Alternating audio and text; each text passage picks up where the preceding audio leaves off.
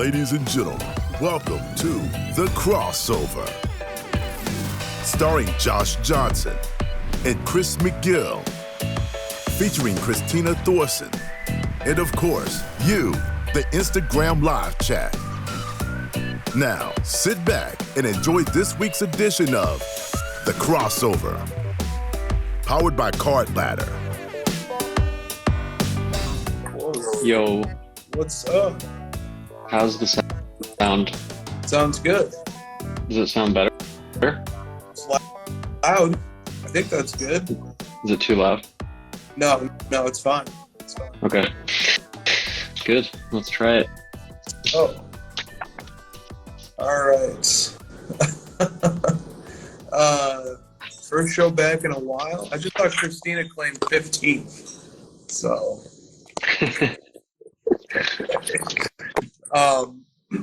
Man, I forgot how to do this. Yeah, so today is August 4th, 2023. Welcome to the crossover. Took a week off for the National, and now we have more questions for this week's episode than I can remember in a long time. I give myself like an hour to put the questions together, and I didn't get to all of them. So, wow. A lot of questions this week. So it's been a few weeks here, and Christina and I made a number of pickups at the National and not at the National that I'll quickly run through for our Mail Day segment. Do you have any pickups for the Mail Day segment? I have just one. Why don't you go? It seems like you're ready. Yeah, I am ready. And let's just see if we can do this. Okay. What I want to start with here is the cards that we picked up in the mail while we were away.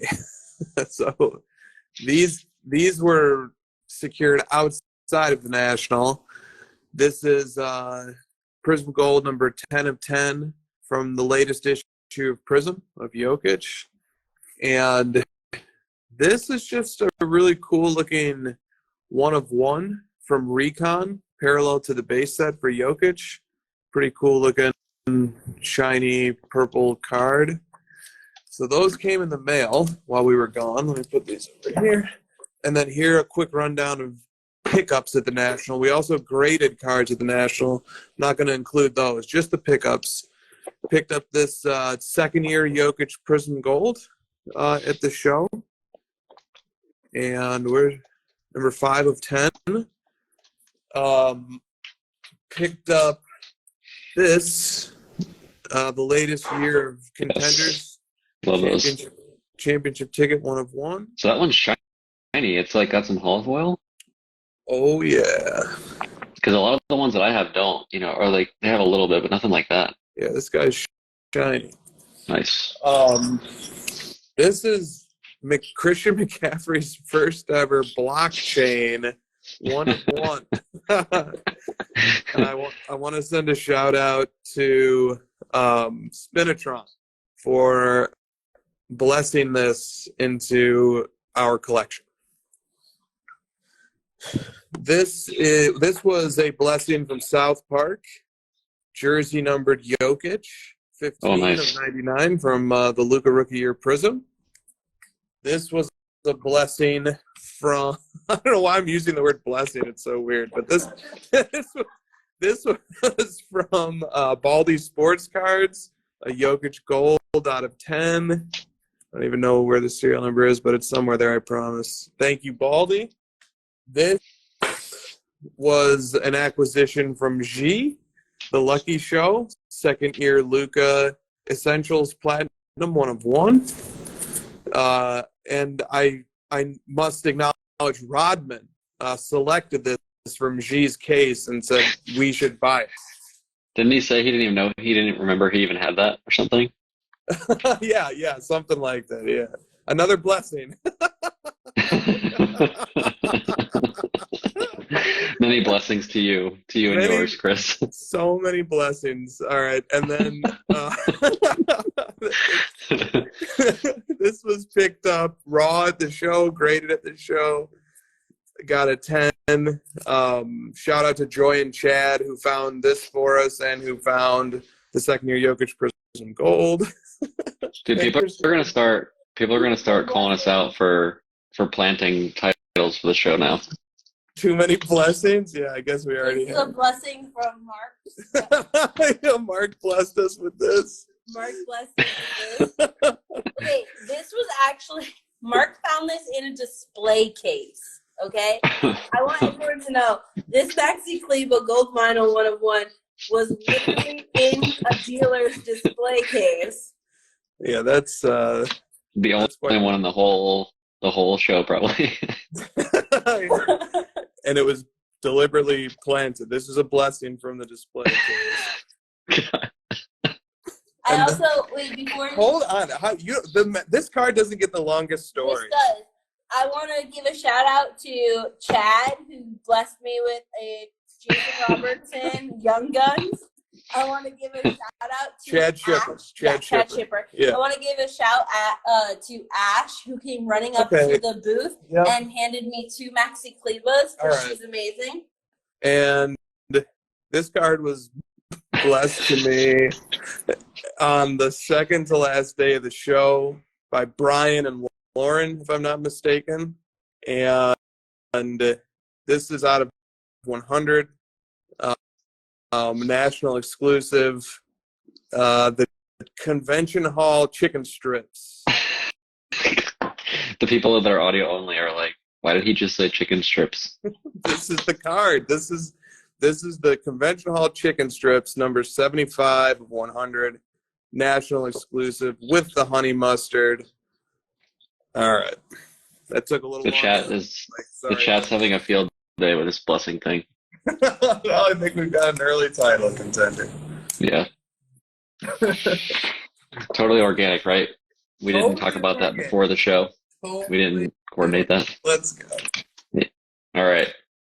Let's see. I got one today. Just one. Oh.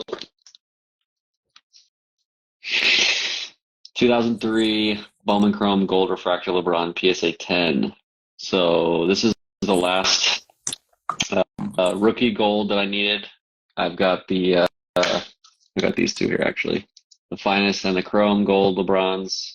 You know, the big 3 rookie golds, and now I've got the Bowman.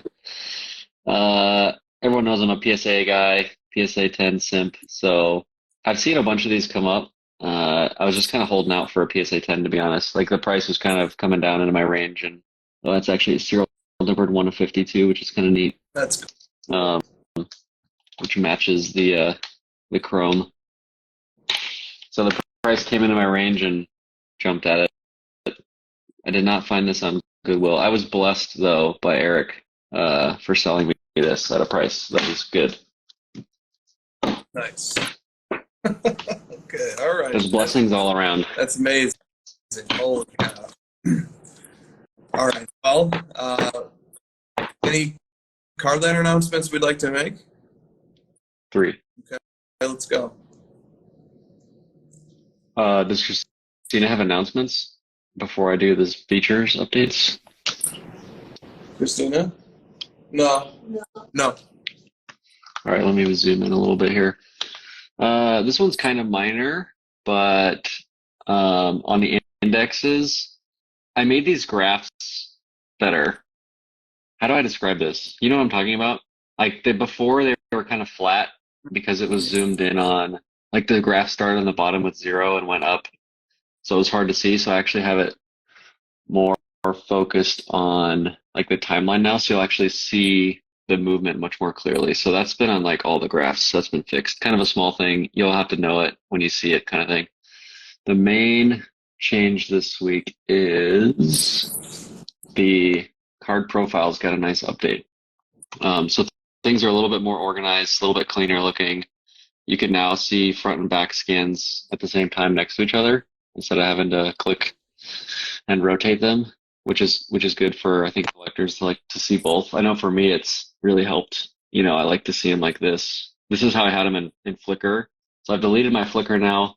Christina will be thrilled to know, and I think we now kind of support all the different types of formats people like to display. we've got the grid, we've got the stats version, we've got the front and back scans next to each other. We've kind of got it. We've kind of got all that covered now. And then it's now like a much cleaner, more top-down, mobile-friendly profile. And this is for ladder. This is for collection, for sales history. So like here's a ladder card, kind of the same look and feel. Sales history, same kind of thing. And I actually made sales history faster. I don't know if you noticed that. Nice. Like when you click on it, there's less waiting, less stuff going on. So should be able to get comps even faster now, hopefully. Outstanding. Yeah, it looks great, man.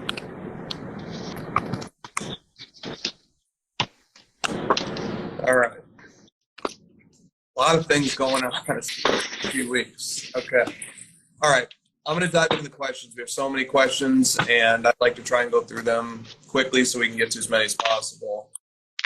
Obviously, we have about 15 national-related questions. Let's just start mowing these down. Jordan's Cards 41 is going to kick us off. He was featured in Card Ladders Collector Series on YouTube, so check out his video. He's got the Luka Gold Kabooms. His question is, what was Josh's favorite part of the National? Well, we're gonna get right into that, huh? I mean, that's a great question. I think Josh's favorite part of the National was not having to see Jordan card 41. Well, I didn't get sick. Also, there's that. You guys, it seems like you guys maybe got sick, or everyone got sick. Yeah. I heard. Oh yeah, it wasn't. You got to keep that streak alive. Yeah, I know. 3 straight Nationals, 3 straight illnesses. But this year's was like lighter. Like I'm already 80-90% back. That's because that's called immunity. You're building up an immune system to the National itself. This is great. Nice. That national immunity is coming along. No, I was not at the National. Something came up last minute. Very unfortunate and saddened to not be there. Missing a lot of you guys, especially the Card Ladder team. But I am planning to be at Burbank, so hoping to make up for it, and I'll probably go double as hard at Burbank just to make up for it. So if you guys will be there, hope to see you there. Nice. Burbank is just 4 weeks away. Yep. So, okay. Triple Threat Sports Card says immunity to the National. Good. All right. Thank you, Steve. All right. Triple Threat Sports Card says, excited for the first crossover after the National. It seemed like most of the content during the National was centered around super rare and high-end grails, which is great because there are some crazy, amazing cards out there that you don't get to see that often, but not a lot of mid-range. And I tend to collect more of the $500 to $1,000 range of cards. You can still get great one-of-ones, serial numbered and graded cards in that price range. Did the vibe seem like people were grail seeking, or were there still a lot of people looking for cards in the mid-range and heavy collecting as well? So Josh, obviously you weren't like firsthand there, but you saw, I don't think anybody consumed more national content than you. No, I've watched all of it. Literally, if you made content, I've seen it. So you have a better bird's eye view of it than we do, for sure. I mean, we were at a booth, so I can just only speak from a limited perspective here. But, I just rifled through the cards that Christina and I picked up at the National, and every single one of them was, somewhere in between a few $100 to maybe like $1,500 on the high, or $1,600 on the high end. Like that's a great range. I've collected cards in that range for the last 7 years. Well, last 5 years. I've been in that range. I've always felt comfortable in that range, and you can totally get some great cards in that range. So I was all about that range when I was at the show. What did you see, Josh? Was there a ton of focus on the best of the best, super high end, mid-range doing that too?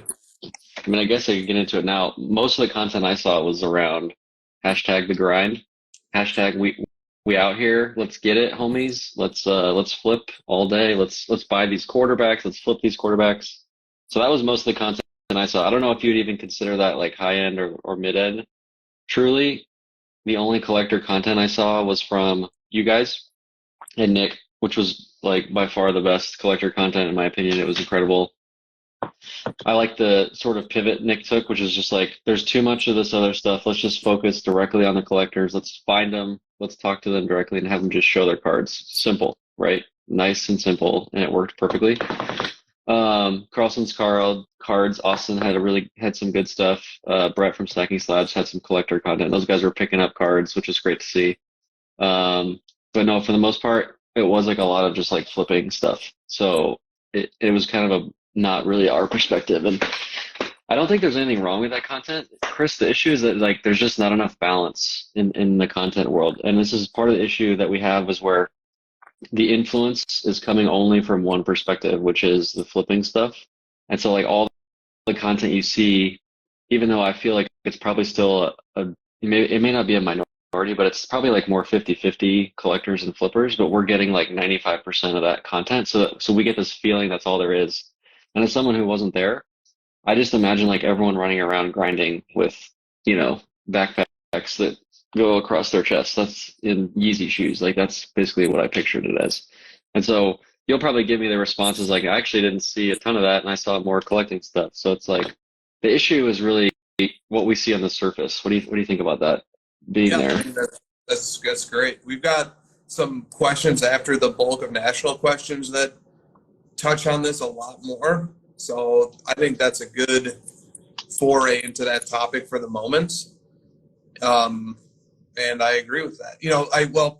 One thing I'll throw in, you mentioned Brett Stacking Slabs on a recent episode, post-national episode, he observed that young, like, I don't think he used the word like bad, but I'm going to use like bottom third of the league quarterbacks have their bottom third? That's being kind, dude. Like, okay, yeah. Well, I mean, the bottom tier quarterbacks who are young, a lot of upside, obviously, but a lot of risk. Those like cards of those quarterbacks, RPAs, but not just RPAs, but cards of those quarterbacks they are the new prism-based basketball PSA 10. Like this, they are the new commoditized item that's very liquid, it shows, and that gets a ton of hype leading into the football season. I thought it was a pretty astute observation. Yeah, so in terms of the specific content that I saw over and over, it was the quarterbacks, which I mentioned, and then just anything MJ high grade, which I'm sure you got a ton of questions about this. I did see a few, but there was so much content around like I'm buying MJ PSA 10 or BGS 9.5s or, this is what I'm seeing at the show. There's a lot of that. What was the other one? I feel like I'm missing something. Those are like the two main ones I just kept seeing over and over. So one of the other questions you get, we'll probably get to it, but there's a lot of that content. Yep. And some of it was like better than others. I don't want to just like completely disparage all of it. Like I was watching Ryan Card Collector 2 today. I thought his were like, he just had a camera set up at his table and he was like displaying all the deals he was doing. So it wasn't like he was sitting there grinding and, trying to like be cheesy about it. He was just showing like how the deals happened. I thought it was interesting to watch. And there was like a line of people just to do deals with him. And he was just kind of showing the back and forth of the negotiation. So you could actually learn, how the deals would work. So I thought it was like a fun perspective to see some of that. And I'm not saying it was all bad again. Like some of it was interesting. It's just I think the balance is way off. Yeah. All right. We definitely will get into this more a little bit later. Okay. Ricky Puyido says, what was your best interaction at the National? And Fourth Floor Card says, what was your favorite topic of conversation that you had at the National? So these are impossible questions to answer. There were lots of great interactions. I wouldn't want to name one and leave out others. So, I just thought it was a good question. Anybody who went to the National can sort of reflect on these questions for themselves, but I don't want to just kind of like name one and to the detriment of the other or something like that. So I'm a little worried about that. But I had some really great conversations with a lot of great people at the National. Like I could have talked to people there for much, much longer than time permitted. Maybe talk about the booth, like the setup and how it was kind of geared towards that. Maybe talk about that. Yeah, I mean, I don't want to give away too many trade secrets here because there seems to be some people out there who just copy literally everything we do. Yeah. So sales history. So let's just let's not. I don't want to. I have a heightened awareness to that right now. From a business point of view, but our booth proved to be a hub to awesome people. Yeah. And also very resilient people who were willing to tolerate the very noisy area that surrounded us. And maybe, maybe that kept the crowd moving too, you know, like nobody wanted to sit in our booth for too long. People basically figured out I wasn't there because the booth was just like such a hub, it seemed like, and they were like, if he's not here at this booth right now, he's definitely not even at National. Like, we're not dumb. Right. Exactly. And George is dead set on triggering you tonight, Josh. I feel like you told him what I said to you, and you're like, hey, he's on high alert for Nationals, the word, so like go at it hard tonight, bro. Because I swear to God, I've seen so many like high profile people in the hobby posting that it's Nationals. There's no S. It's National. Like people that are, there's no way you should be getting this wrong. You've been in the hobby for 5 years.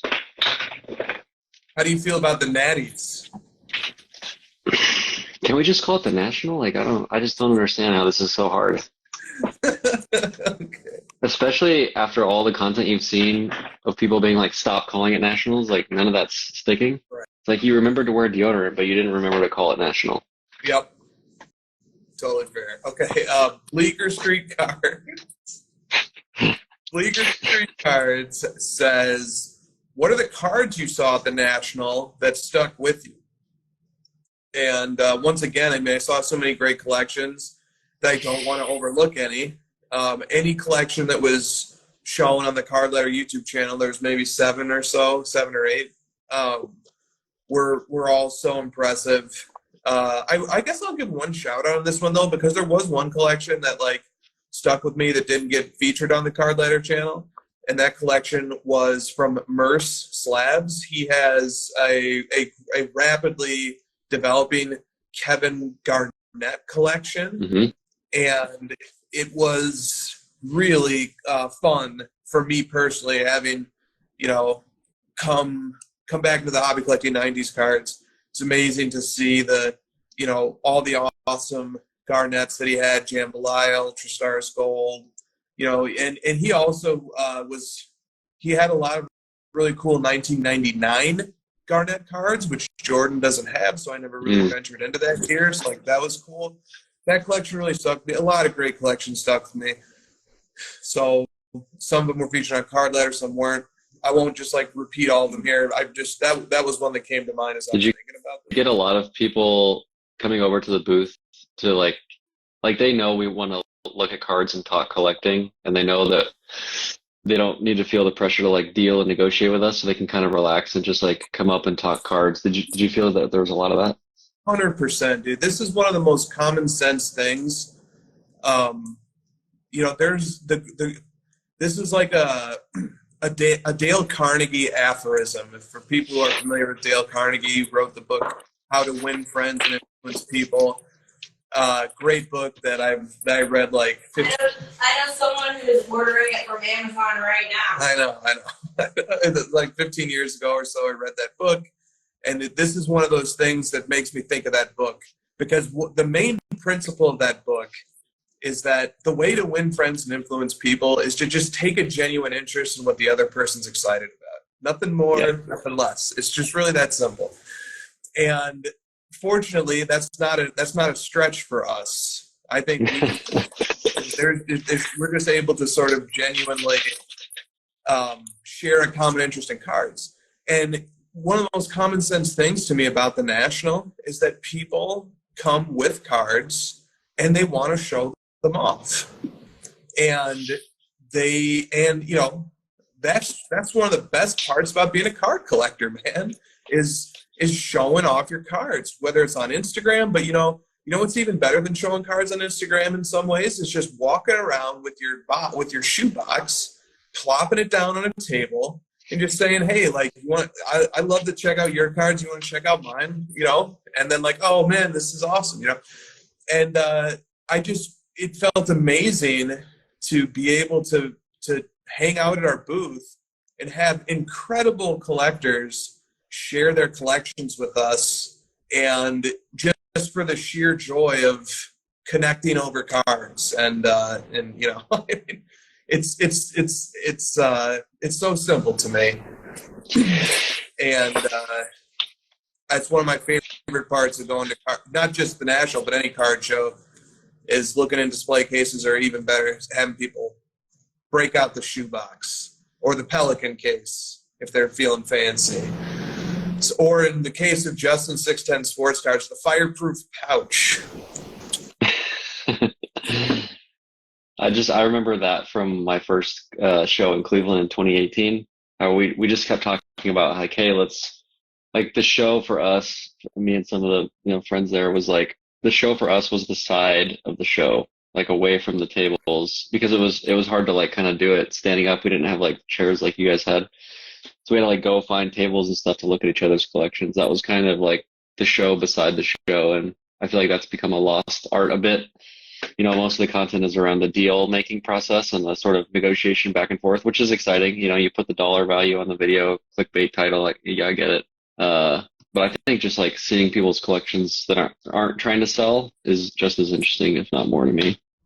100%. There's always something, as an observer, as an audience member to the presentation of the collection, there's always something to learn. I learn and get ideas and inspiration from every collection I see, no matter what type of collection it is. But the key word you said was genuine, because you could say, oh, to be an influencer, all you have to do is listen to people. People might think, that, but the key is that you have to actually genuinely be interested in what they're showing you, and not just like nod your head and go through the motion just so you can get in your words after they're done. You have to actually listen and genuinely care. Totally agree. Grant's Card Room says, what is your favorite card that you saw at the National that you don't own? P.S. Loved the National content. I've got an answer to this, and once again, I saw many amazing cards, but the one that came to mind first when I thought of this question was Rodman. Rodman has a big fancy Pelican case, big old fancy. That he left at our booth multiple times. And he felt very comfortable just leaving it at the booth. You're not going to steal Messi cards. I think we all know that. He's fine. True. He would not do that with Jordan. And it was full of soccer cards. I don't even know if he brought anything other than soccer cards. I know he picked up a wrestling card. Yeah. So he tagged me in that. I was like, why are you tagging me? I don't even know what this is. But the Rodman had a card with him. It was such a cool card. And it was the 2022 Prism World Cup Messi Black 1-of-1.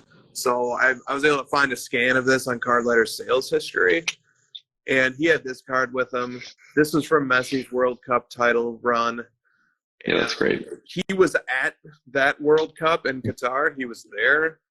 And I just can't think of a more just like badass card that I saw from a collector because of how the whole story lines up with how he got it. And so you need the Prism Black Jokic from this year. Yeah, exactly.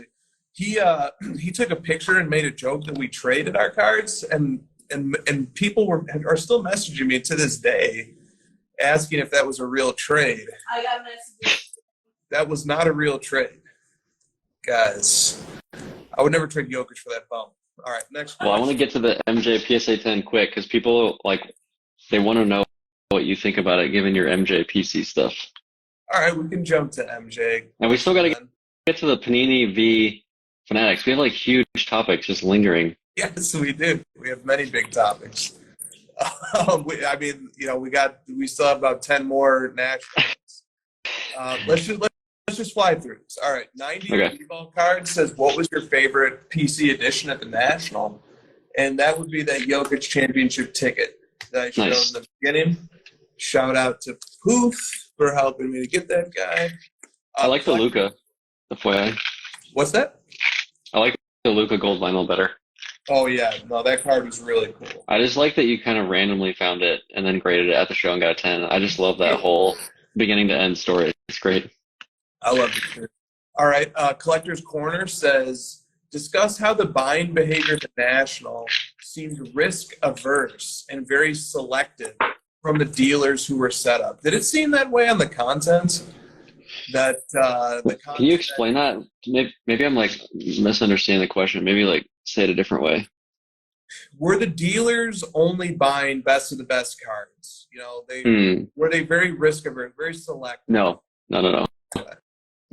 I saw a lot of content where they were willing to take on anything, obviously at the right price. You know, there's a lot of that, like paying 80% comp stuff. So there's a lot of that.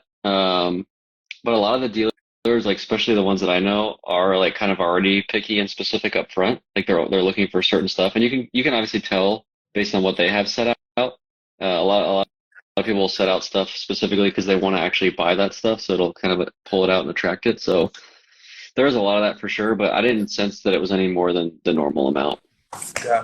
Yeah, I've spent very little time at dealer booths, so I wish I'd spent more, but don't really know. Hometown Authentics says, do you agree with my calculation that the National was 60% vintage, 30% modern, and 10% memorabilia and supplies? Probably a fair assessment. I think the vintage is lower. It's been that historically, but at least from what I talked to people on the floor, it was a lot more modern than in the past. Good. Spurs Cards 21. Eddie, it was great to meet you. Great to meet all you guys. What was the funniest thing that you saw at the National? I don't really know about what, Christina, did you see anything particularly funny at the National?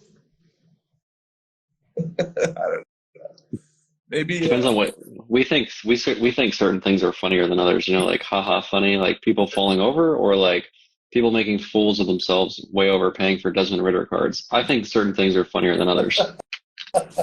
That's a good one. I like that one. All right, mowing these down here. JP3 cards. Okay, so I didn't even know this was an issue, but apparently this is an issue. Oh, good. JP3 cards. What are your thoughts on spreading cards across the lobby floor while the show is going on? What's wrong? That was something funny I saw. I saw some collector get in a fight with someone, like someone who was working at the convention center because he was blocking the floor. Okay, all right. All right. So the question goes on. It seems a bit tacky to have your cards all over the lobby floor, and frankly disrespectful to the dealers who paid to be there. And then Cards and Candy 911 alert back in the game. Will we be seeing more people set up in the lobby laying their cards out at shows who did not pay for a table? Will this be a new trend? And so basically, just like to paint the picture for those who weren't there, you have to go through the lobby to get to the convention center. You can't avoid it. And so if you're going through the lobby and there's like these makeshift camps set up of cards laid out. Okay, so Josh, I feel like you have a take on this. I do. I have a take. So do you have a second question about like the hotel lobby trade nights and how people are getting kicked out? There's a lot of content around that. No, but just work it in. It's the same. It's you know, they kind of go together, right? It's a similar idea. There was a lot of like pop-up makeshift dealer or trade nights at hotel lobbies, and like the hotels are kicking people out. Then you got people like literally overflowing into the lobby. My take is that this show thing is becoming so popular that we physically cannot contain everybody's excitement inside the shows, and they're overflowing out into the lobbies. Like ideally this wouldn't happen. You know, there's like fire hazards and risks of people getting injured. It does look kind of tacky. You can't even like walk through. Like I understand all that. But at a certain point it's like, where are people supposed to go? I heard that it was like a sardine, can inside the show. The AC wasn't working. Like people really want to trade, buy, sell, look at cards with each other, and they'll go anywhere to do it. And everything is just so online these days. Stocks are online, crypto, everything's online. And this card thing is people like it because it's physical, and you're forced to interact with people. You're with your friends. You can actually hold and see these things, and it's just like a very infectious thing to be around. And my take is just that there was just so much excitement that people just literally couldn't even contain themselves. They had to just like go spill out into the hallways looking at cards. Yeah.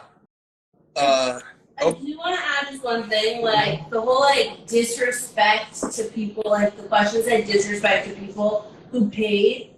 It's not like there were empty tables that these people could have bought in on. Like the National sells out every year, literally 365 days before it starts. So it's not like, they were being cheap and they couldn't buy a table. It's that Right. we literally cannot be contained to 200,000 square feet. Yeah.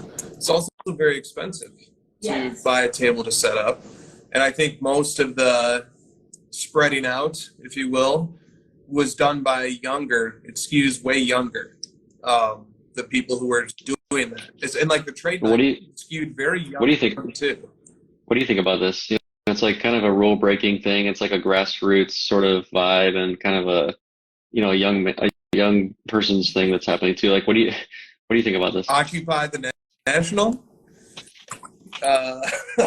Let's see.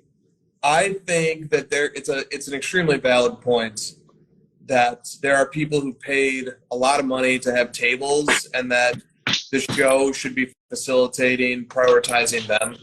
I think that's a completely valid point. But Yeah. the other side of that coin is that most people can't afford a table. Most people are there for the marketplace and for the action. The lifeblood of card shows, including the National, is people wheeling and dealing, throwing their Pelican cases and shoe boxes on a table, seeing what each other has, finding and making deals. It should be encouraged, like to take your point a step further, we should be encouraging in-person interactions and engagements that people willingly do. Like it's almost like pulling teeth to get people to show up and negotiate and engage with each other when it's so easy and convenient to do it online. So I think that like the other side of the coin is that like this is the heart of the hobby in terms of the show experience, is the marketplace. As Carvin, I've heard him put it several times in that fashion. The heart of the hobby is the wheeling and the dealing. That's what gets people on planes and in cars and driving into these shows. I have a bigger take that hits on like 3 upcoming questions, and those questions are like, what inning is the National in? Is the National going to be overtaken by Fanatics / Burbank / Dallas? Like that sort of idea. Yeah. And it kind of goes with this topic, which is like the National is great. It's got a long history. It's a great brand. It's obviously very popular. 100,000 people or whatever showed up. I do think though, if they get too comfortable with this, they're gonna miss out on something. And my main point here is that there's too much focus by the people running the National themselves on content creators, on influencers, and corporate. And there's not enough focus on the wheeling and dealing. These people are not coming for the corporate booths. They're not coming to take pictures with content creator celebrities. They are coming to see cards, trade cards, buy cards, sell cards. You should be putting all of your resources to that. And the secondary is you put the corporate stuff in a corner. If you want to see it, we've got sponsors. I know that pays the bill a lot of times. I get it. You just need to put more emphasis on the cards themselves, the collecting, the trading. That's my my voice is crackling take, because I'm very passionate about this, and I feel like, and the convention's not big enough. And this whole like Atlantic City thing, Cleveland, figure it out. The demand is so insane. There's so much money flowing around. Get a bigger convention. Get better AC. Like figure this stuff out, or you will get passed. You will get passed by some of these other companies that are willing to. This is such an easy lane to jump into. Like look at the demand. The demand is insane. Someone will make it better if you do not. Love it. Somebody in the comments made a point that like emphasizes yours. If Yo Ohio Sports Card says, if the National values their dealers more, then I'd say limit the stuff in the lobby. Okay, fair. But then the next point is the one that like really resonated. How many dealers were set up in terrible locations, hidden behind corporate booths, 100%. or in far off corners. Dude, this is a huge, 100%. huge point. And some of the dealer tables like that I was most interested in were in that like new guy area. And to get to them, you know, there's no way to get to them without having to hustle past these huge, like, mansion-sized corporate booths that are literally like casting shadows over the show floor because they're so tall, you know, and like the lights, like they're obstructing light. They're just these mammoth, extravagant corporate booths, and you have to like, you're forced almost to pass them just to get to what we came here for, which is just a bunch of guys huddled together around display cases in the corner, in the hot, sweaty corner, Right. huddled around display cases, people just bumping into each other, shoulder to shoulder. People weren't bumping into each other at the oversized corporate booths? No? No. No, and like a lot of those corporate booths had dead space. Like they literally like would have like a 20 by 20 space of like cushioned carpet for no, like it was like, what are we doing here? And also, Chris and Christina, the thing that really makes me mad is like a lot of those corporate booths bring nothing that you can't already get from their website. I could just go to your website and like, I know what your business does. The things I can't get online are the in-person dealer stuff and seeing the cards and interacting with people. All of that extra space, to your point, the dead space should be allocated to where most of the people are going anyways. People are not standing at these giant booths. They're only standing there because of that space and they just want to breathe for a second. They're not, like, I could just go on your website. I don't need to see a 50 by 50 booth with like, you know, mega screen TVs. I can see that online. Absolutely. All right. We have a question sort of related to this. Henry Rowe Gardner Cards says, let's talk about how vendors are set up at shows. What do you think about having sections dedicated to vintage, dedicated to ultra modern, dedicated to 90s, and so forth?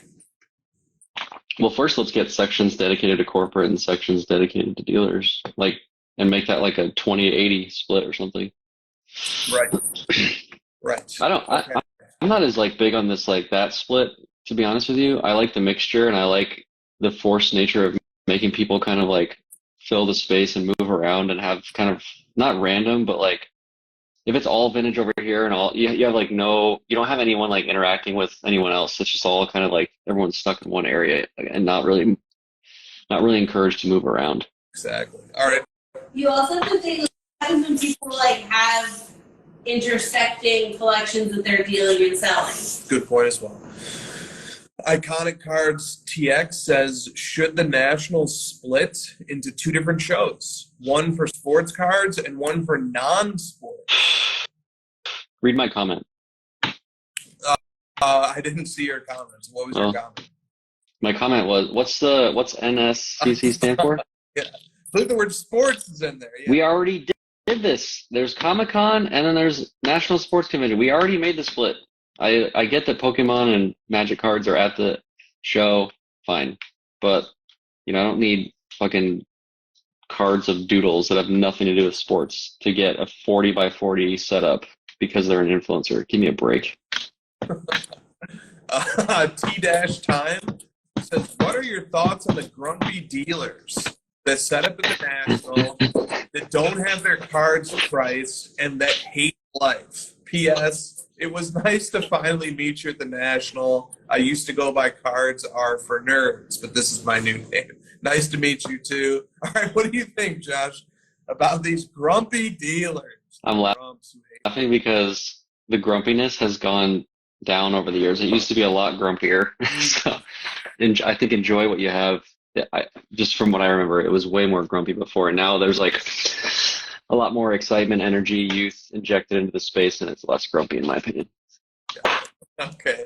T-Time also says, is Fanatics Events going to take over the National? Feels like that's what everyone is saying. I mean, I already gave my rant on this. I already covered this one. I don't know if they will. They have to execute. Obviously, like execution is everything. We can say Fanatics is going to be the best at everything. They've got a lot on their plate already dealing with Panini. Like nothing's really like set. They're going to have to execute. All right, last few questions here. Trading card finds says during the past several nationals, many said they got COVID after. We've already kind of touched on this. Has that been the case this year? Yeah, I think many people got sick. Only the true immune system freaks. Was it more have like packed? Was it more congested than the previous shows? Like, closeness of everybody, like just more people? Dude, the congestion was at an all-time high. On Thursday or Friday, I entered the normal door that I enter to get to our booth, and I had to walk like 5 rows up and just go maybe 200 feet out of the way ultimately just to blaze a path for myself to get to our booth, because the normal straight line path I couldn't squeeze through people. It was it was way too congested. So I mean, there were times where I wouldn't have even dared to hazard going through the show. I was so glad to have a little place to sit in a booth. So I had to take before the show that this was going to be like one of the biggest shows ever, and the excitement was what's your reaction to that after coming home? Did you feel this might, I don't want to say like, send us into a bull run necessarily, and I don't know if you want to tie it to the values of cards going up. You can if you want, but like what's your take on sort of the momentum that might bring? Yeah, oh yeah, I think a lot of momentum got created.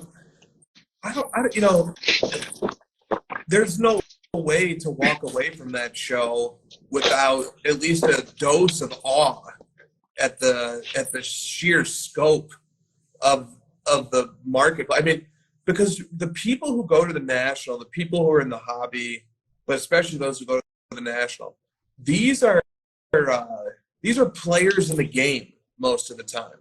These are people who have eBay stores, they have social media pages, not in all cases, but in many cases. And even if they don't, they're walking around with cards, they're walking around with cash, they're making deals, they're buying, they're selling, they're trading, they're building collections, or they're dealing, or whatever the case may be. These are players in the game.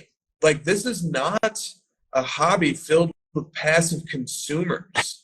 This is a hobby filled with people who are in the game, who are in the action. And just to see, like, one of the things I think that speaks to this is just, when I went into my hotel and I came down one morning at like late in the night one morning to buy a snack from behind the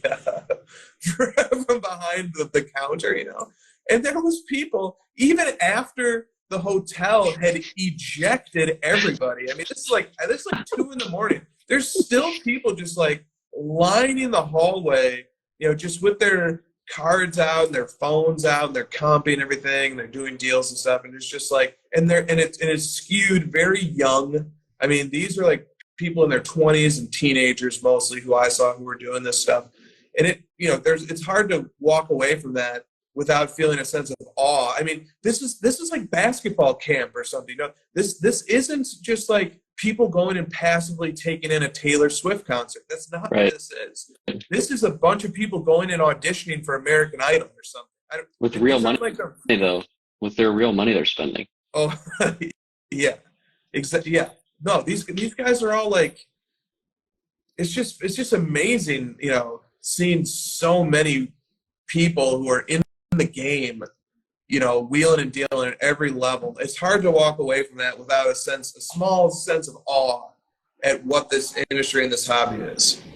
Well, I have one more high-level criticism of someone that wasn't there, and that's that the Nationals seem to like partner with content creators that don't even own cards and don't have actual skin in the game. To your point, like there's a large percentage of people there that have actual skin in the game. They have stores. This is their job. They have lots and lots of money invested into it. This is their business.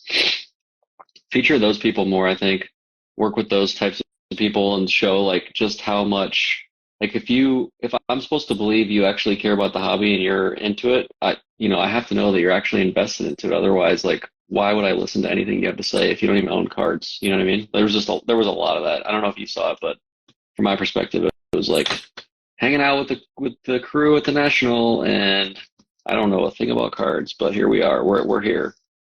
Yeah, I would say that among the people who were there, the number, like, was it cool that Derek Jeter was walking around? Here we go.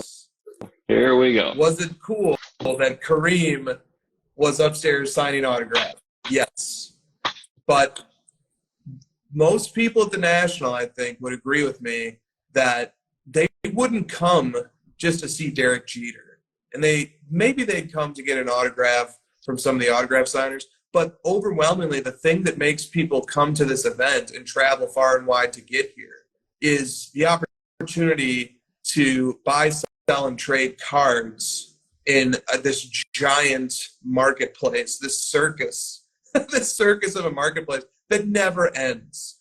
Like, if you haven't had enough after sitting at the National for 10 or 12 hours, you can go to the Hyatt and jump into that trade night. And then after you've been there for 3 or 4 hours, hop over to Lowe's and go over to that trade night.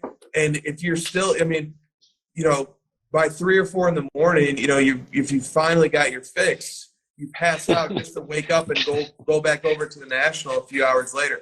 That's what is bringing these people into these card shows. That's what's getting people to pay for these flights and these hotel rooms and these Uber rides back and forth and everything. That's what's bringing people to these shows, is that excitement, that adrenaline, that rare, difficult to capture experience. That's what brings the people out. And so, like, hey, of course people are going to snap a picture with Derek Jeter and stuff, and that's great. But the people are there for the experience of buying, selling, and trading cards. That's something that just stood out to me strongly. And that, I don't know if that's really captured very well. Yeah, it's not. By how shows are representing themselves.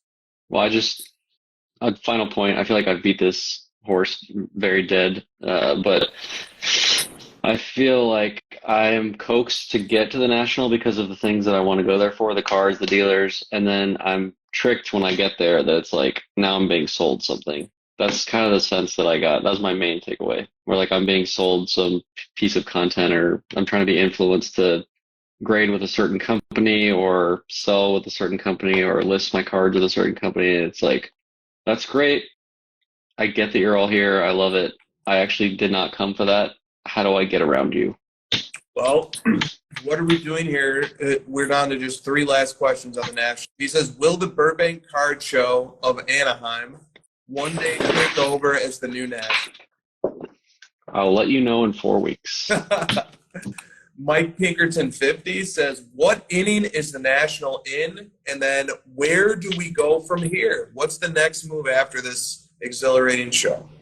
Well, this is another one of those ones I touched on earlier where I sort of globbed them together. I think the National, the new team that's taking over in charge has a lot of work to do because I think there's competition coming and there's a lot of things that need to be fixed. The venue needs to be improved, needs to be bigger.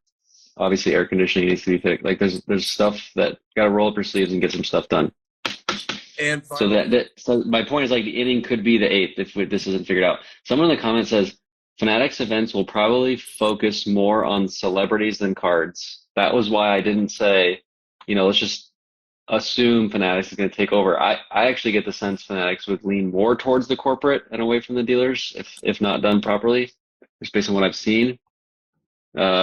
So it's not a given. And the last question here from LSU Tiger Collector 65. Do you anticipate a post-National bump for shit beasts? I thought it was going to be just like cards in general, but shit beasts. I mean, there's no post bump if it's just always bumping, right? Like, it's not like a before or after. It's just always happening. Right. I don't know about for shit beasts, but okay. I meant for shit beasts. Well, shit beasts are always going to the moon regardless. So I'm saying, like, we don't need a bump. Like, there's no concept of after this or before that. It's just always up and right all the time. Exactly. The National can only slow the shit bees down. All right. Because people are at the show, not on their phones buying shit. Let's talk now about the Panini lawsuit. Yeah. You get us started. Yeah, I got 3 questions on this. Grail All right. Card Quest, I'm just going to put them all together. Grail Card Quest says, what are the implications of the antitrust lawsuit that Panini filed? Leather Helmet Card says, let's discuss the hypocrisy of Panini hitting Fanatics with an antitrust lawsuit. And Tiger Jordan 311 says, what is the likelihood of Panini succeeding in its antitrust lawsuit against Fanatics? So just kind of to prepare this question a little bit. And an obvious question is, what does it take to successfully state a claim that can even get to a trial for antitrust? And I found this website, Bona Law. Okay, it sounds awful when I read out that. Is it Boner Law or Bona Law? I assure you this is a real site. It says a plaintiff must satisfy 2 elements to prove antitrust injury. The first is that the plaintiff, it must be shown that the injury to the plaintiff is of a type that the antitrust laws were intended to prevent. And then it gives an example. So if there is price fixing going on, which is an anti-competitive behavior, a plaintiff might be injured because it had to pay a price that was too high. And then the second element is that the plaintiff's injury must be causally related to the monopolistic behavior. That seems pretty obvious, but that you also have to prove that as well. Okay. And then, like, Paul Lesko had a different way of summarizing what it takes to succeed in an antitrust case. He basically said, 1, you have to show monopolistic dominance of a market, and then 2, you have to show that bad things happened as a result of that monopolistic behavior, that the person with that power did bad things with it. Okay, so like that's sort of the general basics here. And then in terms of some background on the case, a high-powered attorney named David Boyce took the case. He is from a firm called Boyce, Schiller, and Flexner, which is a high-end national law firm with really strong footing in the New York legal community. He represented the Justice Department in an antitrust case against Microsoft about 20 to 25 years ago that earned him a lot of acclaim for how he did in that case. And he's just a highly regarded attorney who's had an incredible career. And for him to be, not only for his firm to be representing this case, but for him to be a named attorney, the first named attorney representing Panini, speaks to the seriousness of this case. And basically, Panini's allegations are that Fanatics is engaging in monopolistic behavior by taking over various elements of the industry, according to Panini, right? Like, now we need to really be careful and allegedly and use all those words and stuff, because this just got very serious. And and Fanatics fired back and said, look, Panini's been trying to sell its company for a long time unsuccessfully. This is a last gasp, a last attempt to try and save or salvage their position in the industry. They accuse Panini of sleepily guiding the industry. They think they can do much better, which has relevance in some relevance in an antitrust case like this one, because basically what they're saying is, like, we'll do better by this industry and better by its customers and better by its consumers. So, all right, there's some background on it, Josh. What do you think? Well, you made a strong point to me yesterday when we were talking about this that you left out today, which is that this lawyer is an older gentleman who has tons and tons of money, and he may not be motivated by money in this case, and he's motivated to maybe like take down the big guy or like put this notch on his belt towards the end of his career. Is that still true? Yeah, for 100%. Yeah.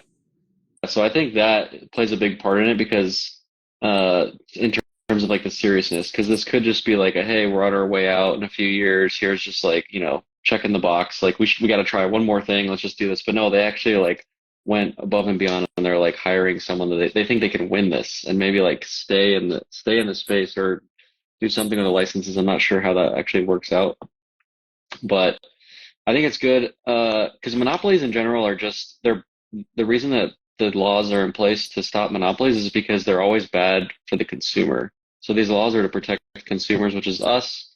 So if we can, create more competition, if Panini is going to, force Fanatics to do things better, I think that's good for us. So in general, I think this is good news for the hobby. It would be nice if this was like a clean shift to Fanatics. They did everything great. They continued making great cards. Everybody was happy, but that's not reality. So if this is what needs to be done in order to make it better for the consumer, for the future of the hobby, I think this will end up being good. Yeah. Good points. I think this was also inevitable.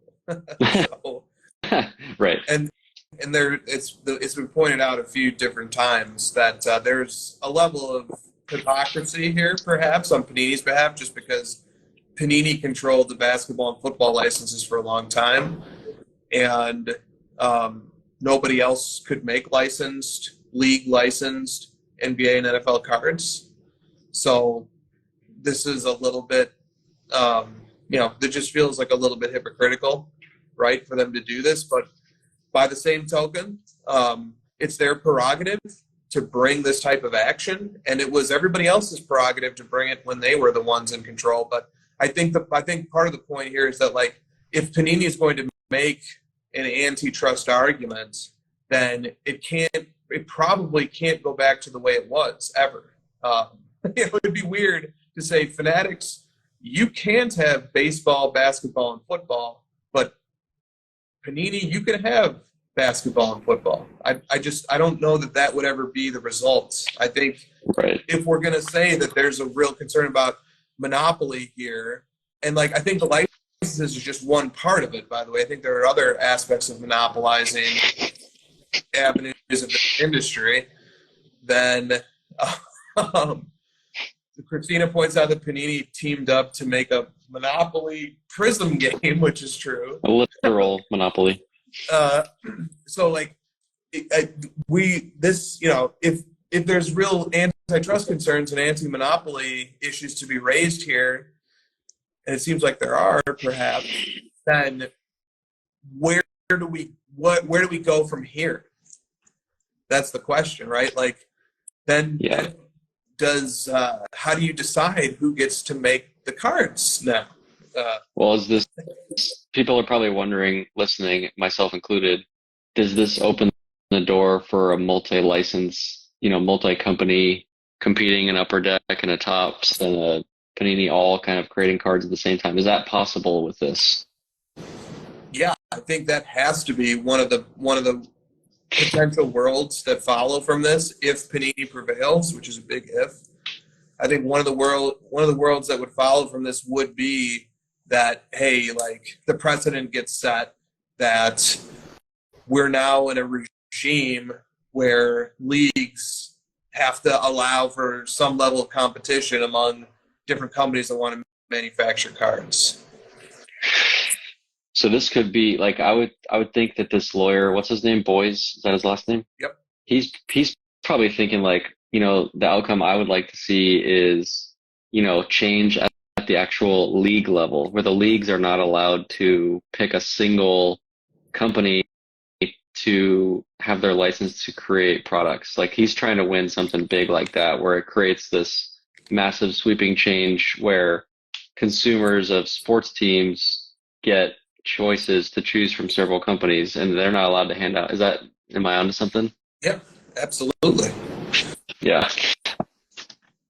Go ahead. I have one more take, but if you have any response. Well, if Panini prevails here, then they're not going to be able to sell themselves to Fanatics because Fanatics, that whole idea of Fanatics acquiring Panini and Panini's brands, and that's not going to be able to happen. So Panini sure looks to be fighting for the ability to continue as a company separate from any industry powerhouse. That seems to be what they're angling for. So, which is interesting to me, that they're not necessarily interested in selling, and that there's been a lot of pressure on them, I think, to sell. And there also are rumors put forth by Fanatics team in response to this, suggesting that Panini's been trying to sell. So which is it? You know, are they trying to sell their company, or are to Fanatics in particular, or are they trying to fight for the ability to continue making cards and continue operating? I don't know. There's a lot of stuff that has to shake out here. My last and final take, since I'm feeling so spicy tonight, going after all the influencers, and might as well continue that trend. There's been a lot of influencers cozying up to Fanatics, like very directly, being like, hey, I'm meeting with the Fanatics team. I can't wait for Fanatics. And it's like, you better be careful, you know, if you're quick to shit on Panini, because let's not forget, Panini ushered in the biggest boom in the history of the hobby. And that was by no coincidence. Panini has done a fantastic job. They've created some of the biggest brands in the hobby's history. We've got Prism, National Treasures. They've continued legacies from past with Gold Prism from Gold Refractors and RPAs from Exquisite. Like, I think they've done a great job, and sure, they've maybe like watered some stuff down, the parallels, you know, the elephant skin Prism. Like, I get some of the mistakes and gripes that people have, but dude, they were residing over the hobby when we've had the most gain by exponential numbers, you know. So to just like disregard Panini and shit on them because their licenses are expiring and we have this new overlord we need to start worshiping was too quick of a judgment by a lot of influencers, people that just wanted to get in early and, you know, make money off Fanatics and have influence over them. I think that was a poor move, and we you know, just with this news alone, that could turn out to be an even worse move. Yep, that's a great point, and let's use that to pivot into a few questions that we got about influencers. All right. I'm ready, dude. I'm like, you've been oiling me up all day. Let's go. I'm ready. Okay. There's a episode time. All right. So this, Josh, I just want to see your face. I'm gonna pay attention to your face as I read this one. I'll do. This is from Shayway Vlogs. No, just wait. All right. Happy birthday, Shay. Is that what you want? Happy birthday, Shay. And thanks for showcasing your cards on. Yeah, Sniff, I got that one too. Okay. No, I actually enjoyed Shay's a lot. I thought he was very genuine with his video. I loved it, actually. Yeah, me too. Okay. Shay asks this. As a seasoned influencer, by the way, Shay says, can we do a quick personal collection check on the new hobby influencers? Even if they just collect rocks, it's okay. Yeah, I mean, you're obviously like, you're hitting my you're hitting my funny bone here with exactly what I'm talking about. There's just like so much content of people that I'm like, do you even own a single card? Like, what is this? What is happening? Why am I supposed to listen to you and care about you? And why are you shaking hands with every celebrity at this show? I don't understand this. Well, so that brings in the next question here from Too Legit to Quit, who is questioning how valuable are hobby influencers That was from Dennis? From Dennis. Let's go. How valuable are hobby influencers? And I imagine Dennis, like many of us, you know, has built this community online of collectors, in particular on Instagram. That's my experience. And lately, like my Instagram hobby experience, because of the Instagram algorithm, I can't avoid being fed either, you know, advertisements for hobby companies or influencer style content that's just not promoting the aspects of the hobby that I enjoy at all. And there's just no escaping it. It's just, I can't enjoy my Instagram card community nearly as much. And so anyway, I don't want to. That's my gripe. Dennis's question was, how valuable are quote unquote hobby influencers to the hobby? Well, I'm so glad Dennis asked this. I saw that question and I didn't know who asked it. Dennis is one of the best people in the hobby. He's very generous with his time. He helps collectors find cards. He's always posting patches and like matching them to jerseys if you've seen that. Great collector. I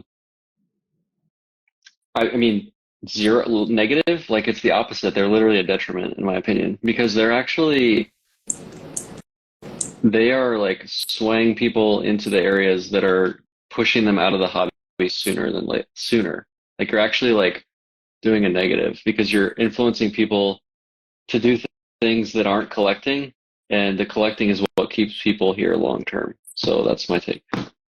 And then Mission Street Cards. You're gonna let me be the bad cop tonight. You just like, yeah, look at this fucking guy rattle off all these hate takes, and then you just move to the next question. Yo, I'm letting you cook, man. You are Chef Emerald tonight. You're Sean Payton here. Come in and help Russ here. Russ can't cook alone. You saw what happened when he tried to cook alone last year. It was not good. He needs some backup. No, you know what? Sometimes a great coach gets out of the way. Sometimes a great coach lets their players shine. Well, look, maybe Mission Street will get me off the bench here. He said Mission Street says it. Look at these. We got all the great analogies tonight. This is good. On a scale of 1 to 10, how much do you miss people flexing their stacks of PSA dimes? Go ahead. Come on, guy. Step up. Dude, this is what you call a fastball coming down a slow lane. Like, but you know what though? I don't relish this question as much as I want to because of what Brett said on his podcast, which I think is true, which is that we don't have stacks of John Morant prism-based PSA 10s anymore.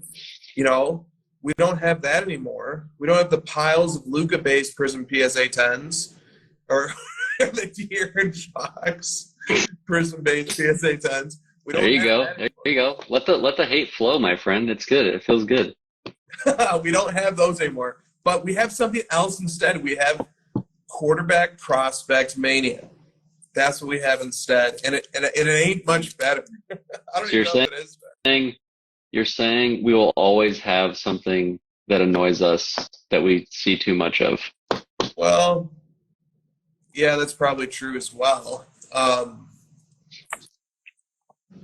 don't know, dude. It's just like I credit MK Sports Cards for this observation.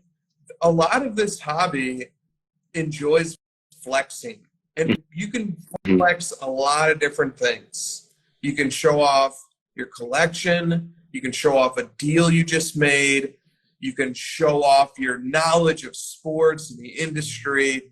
There's lots of ways to flex. And like for the most part, if you're showing off your cards, especially like if you're if you're just showing off cards, that it's not taboo. It's okay to show off a really nice sports card or non-sports card or like a comic book even or something. It's okay to show that off, even if it's expensive or whatever. It's okay to show that off. Whereas sometimes we see the flex, the desire to like gain the admiration of our peers. Sometimes it gets taken too far. We're like, somebody's like flexing their house, or somebody's flexing their new fancy luxury car, or somebody's showing off a duffel bag of money, and like, or a screenshot of their cryptocurrency account, or a screenshot of like the stock that they shorted or something, and it's like now there's something different about that. That's a flex too far, if you will.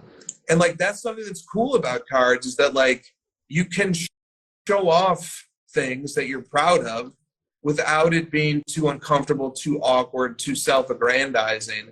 But then there are these just flexes that are a step too far, or like like a Rolex, right? Or just, Rolex. you know, these things are like, I don't like to see them when I do see them, you know, and that's just, you know, that's what I think about, is like, it's a fine line. It's a very fine line between being able to show off cards and items that you're proud of, and be able to show off entrepreneurship and building something up for yourself in our industry, versus like just kind of in a tacky way saying, look how great I am, look at these valuable things that I have. You know, it's a fine line, and I just think it's worth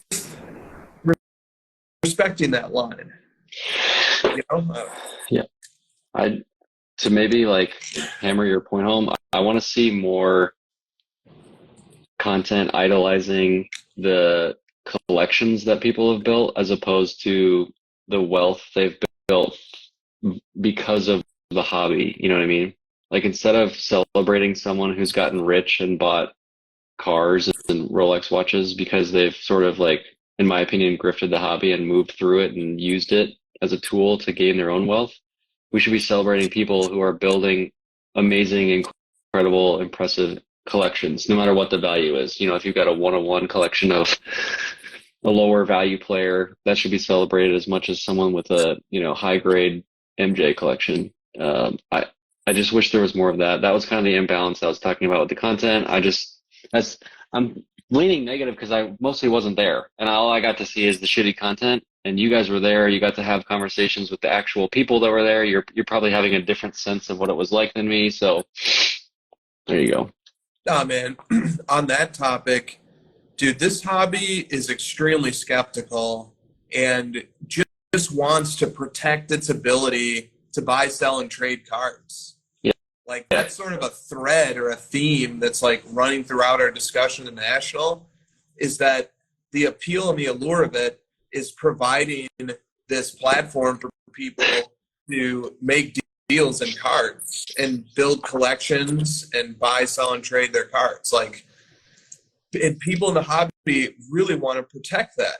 So like, people in the chat I saw were getting really fired up and really excited and glad that, like, on our humble show, our little show here, in the middle of the night on a Friday night, years after the pandemic, we're still going at this crazy hour, that like somebody is up here on a camera screen giving voice to the idea that, like, hey dude, it wasn't all roses and puppy dogs and blue skies. Like, there was some stuff that was really frustrating people.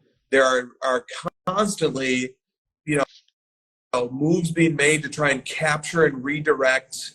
I mean, dude, let's just like kind of take stock of like some of the issues that we've gone to battle with over the 3.5 years that we've been doing the crossover.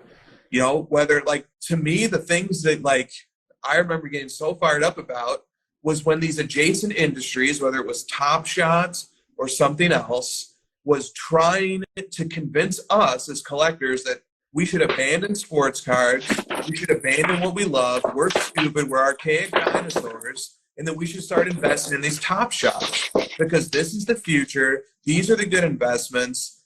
These are, you know, they don't have the friction, and they it's a more seamless marketplace, and you don't have to store your card. Oh my God, those pesky cards that you have to keep around you. I mean, you know, do you really want to have to go to the gym and lift weights just so you can carry your own box? Like, why have to do that? You know, like, dude, over the years, we've fought a lot of fights, and they all kind of come back to the same damn thing, which is we're just trying to protect and nurture and enhance the hobby of collecting cards. That's all it's ever really boiled down to, is like, we're just fighting off attacks coming from all different sides all the time, constantly fighting. Dude, and let me tell you a little secret, by the way. Let me tell you a little secret. We we have a pretty good track record. Not you and me, but the hobby of collectors. We have a pretty good track record of pushing through the BS, sussing out the BS, and just keep on pushing up. I was gonna say exactly what you just said, which was we keep powering through and collecting skulls as we go.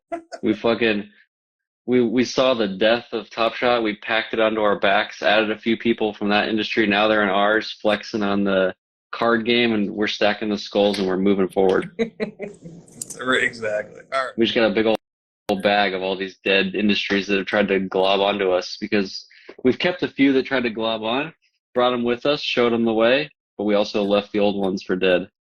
That's right. That's right. All right. Let's get to some more questions here. Carlson Cards has a question. Does the mindset of consolidation and moving into larger or more rare cards, does that ever end? I'm having so much fun climbing the ladder towards bigger and better cards. I'm wondering if you guys have ever hit the ceiling and just said, oh, well, what now? I guess I have everything I wanted. Yeah. You said this was Austin, right? Yes. Dude, it's so much fun watching his journey. I was just like watching a bunch of his old videos one night when you guys were all at National because I was just having massive FOMO and just like, oh my God, I need content, you know? I was just watching some of his old videos like months ago when he was showing off different cards that he had and where he is today and stuff. And it's really fun to watch. And it's I feel like I have this, I don't want to like fast forward him, you know? Like, I don't want to tell someone like, hey, just sell all this stuff and get straight to this because I know it's where you're going to end up. I don't think that's going to serve anyone well. So I think, you know, what he's asking and what he's experiencing, I think he's doing it the right way. Just keep kind of going down your path. Don't let someone tell you need to consolidate too early or too late. Like, if you feel you're getting bored of something, move on. If you enjoy collecting the sets, I know he's doing like 2013 Select Gold. If you enjoy that set, keep doing it. Don't sell, don't consolidate. You know, just kind of do whatever feels right that, you know, at that time for yourself. And that's my advice. I just, you know, I thought to myself, he's probably going to end up doing this because I did it. He seems similar, but I don't want him to skip any of the steps. I don't want anyone to kind of skip the steps. I think it's fun. Yeah, absolutely. Dude, to address a different part of the question, you don't ever have to worry about hitting a collecting ceiling unless you plan on like selling a few companies for $8 billion and then figuring out how to get like the Nat Turners and the Bob M. Tracks and the Exquisite Collectors of the world to part with their cards. Cause like, dude, I have the opposite problem from this. I can't even become, dude, like the idea of becoming the best Michael Jordan collector in the world or ever getting to a point where it's like, yeah, okay, I guess I've climbed the Michael Jordan mountain. Never, ever, ever going to get even close to that. And I'm actually in the other, I've actually had to like really come to terms with that. And so then, you know, Christine and I started collecting Luca 4 or 5 years ago now, and guess what? We're never going to be the best Luca collectors. That ship has sailed. Thanks a lot, Phil. Thanks a lot, Phil. And then we got to McCaffrey, and I actually may have one of the best McCaffrey collections, maybe the best. Collection? In Maxi Cleveland, yeah. So once we got down to like injured running backs, he's still the number one projected fantasy pick. Come on.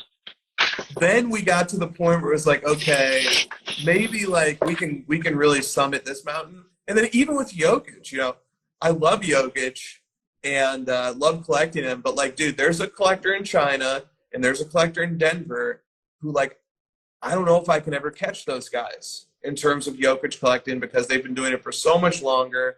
They've got so many great cards, and some of them I've tried to pry out, and they just ain't coming out. You know, like those.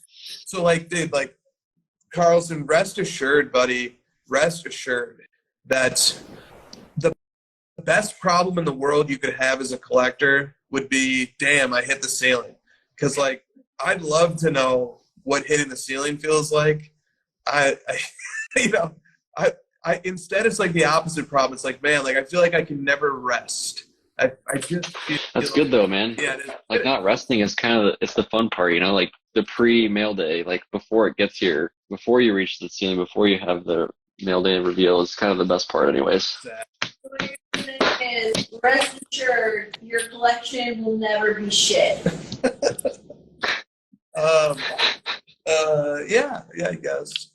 But like to Josh's point, then like let's bring things full circle. Like Carlson Cards has been, first of all, making compelling content that people love, and he's been building a collection and finding lanes and angles, and he's been consolidating, and he's just got this amazing trajectory that he's on. But he's like being careful and thinking to himself, like, should I expect this ride to stop? You know, should I eventually be prepared for disappointment to set in and be like, well, I think I've done all I can do here. And that can happen. You know, like as you progress on, as the years and months and years roll by, it takes more and more to really, because you learn more and things become more complicated and nuanced and more complicated and more nuanced, and you rack up more and more experiences. It will become more difficult and more challenging at every turn to recapture the thrill of collecting that once was simpler and more readily available. That will happen, but that's no different than graduating from pre-algebra to Calc 2, and then now your knowledge of this field has become so extensive that stimulating your brain takes more and more complicated things. Two pieces of things before we move on. It's a marathon, not a sprint. I think Austin's a pretty young man, so he's got lots of years to kind of keep, iterating and growing his collection. So don't worry about, having the best collection tomorrow and bumping your head. Just, it's a long ways. I always have to remind myself of that. Every time a card comes up, it's like, you don't need to buy this today. It won't be the end of the world. You still got lots of years to grow your collection. And the second is, focus on stuff that's truly, truly rare, because those are the only ones that, you may only get one or two shots at. So if it's something that you feel, this is my chance, this is my like moment in time, this thing's out of 10 or 5 or 1 or whatever, that's when you buy it, and everything else just kind of know you can get it at any time. And there you go. Pack Nicholson has a question. His name is John. John, his long-awaited return. My daughter is due at the end of this month. For this one. So when should I start her card YouTube channel? Someone said once that she's 3. We should start it, which just sounds insane to me. I was thinking, let's wait until she can walk. And if she can walk, then she can walk around shows. If she can walk around shows, then she can capture content. And if she can capture content, then she can make money that I manage. Am I crazy for thinking 3 years is way too long to wait to cash in on my kid? So he was saying 3 is too long. You need to, when they're 1 and they're walking. That's what he's saying? Yeah. He should be using this baby as a tool to get better deals. Like, look, I can't afford to be buying your card at full comp. I have to feed this child. I need to buy this stuff at 80% so I can flip it and make, survive. That's a good point. It's a very, very good point there. Do you have opinions about like kids in the hobby, or is that's not really your thing? Do I have opinions about kids in the hobby? Kids seems like a topic you're not really that interested in. Kids and dentists. Look, like there was a lot of fanfare about, hey, like let's give away some packs to kids. Let's get kids involved in the hobby. No, these kids need to be giving us packs. Dude, someone literally, Josh, look at this. Someone literally called me and they were like, hey, so I'm going to put together a break and you want to rip with me? And I was like, fuck yeah, let's go. And they're like, yeah, we're going to do a kids break. And I was like, I'm out. Have a good life. Not for me. Like, I literally just said, fuck yeah, let's go. Like, I am not kid friendly. No, thank you. That's not my brand. Go talk to an influencer who peddles to children.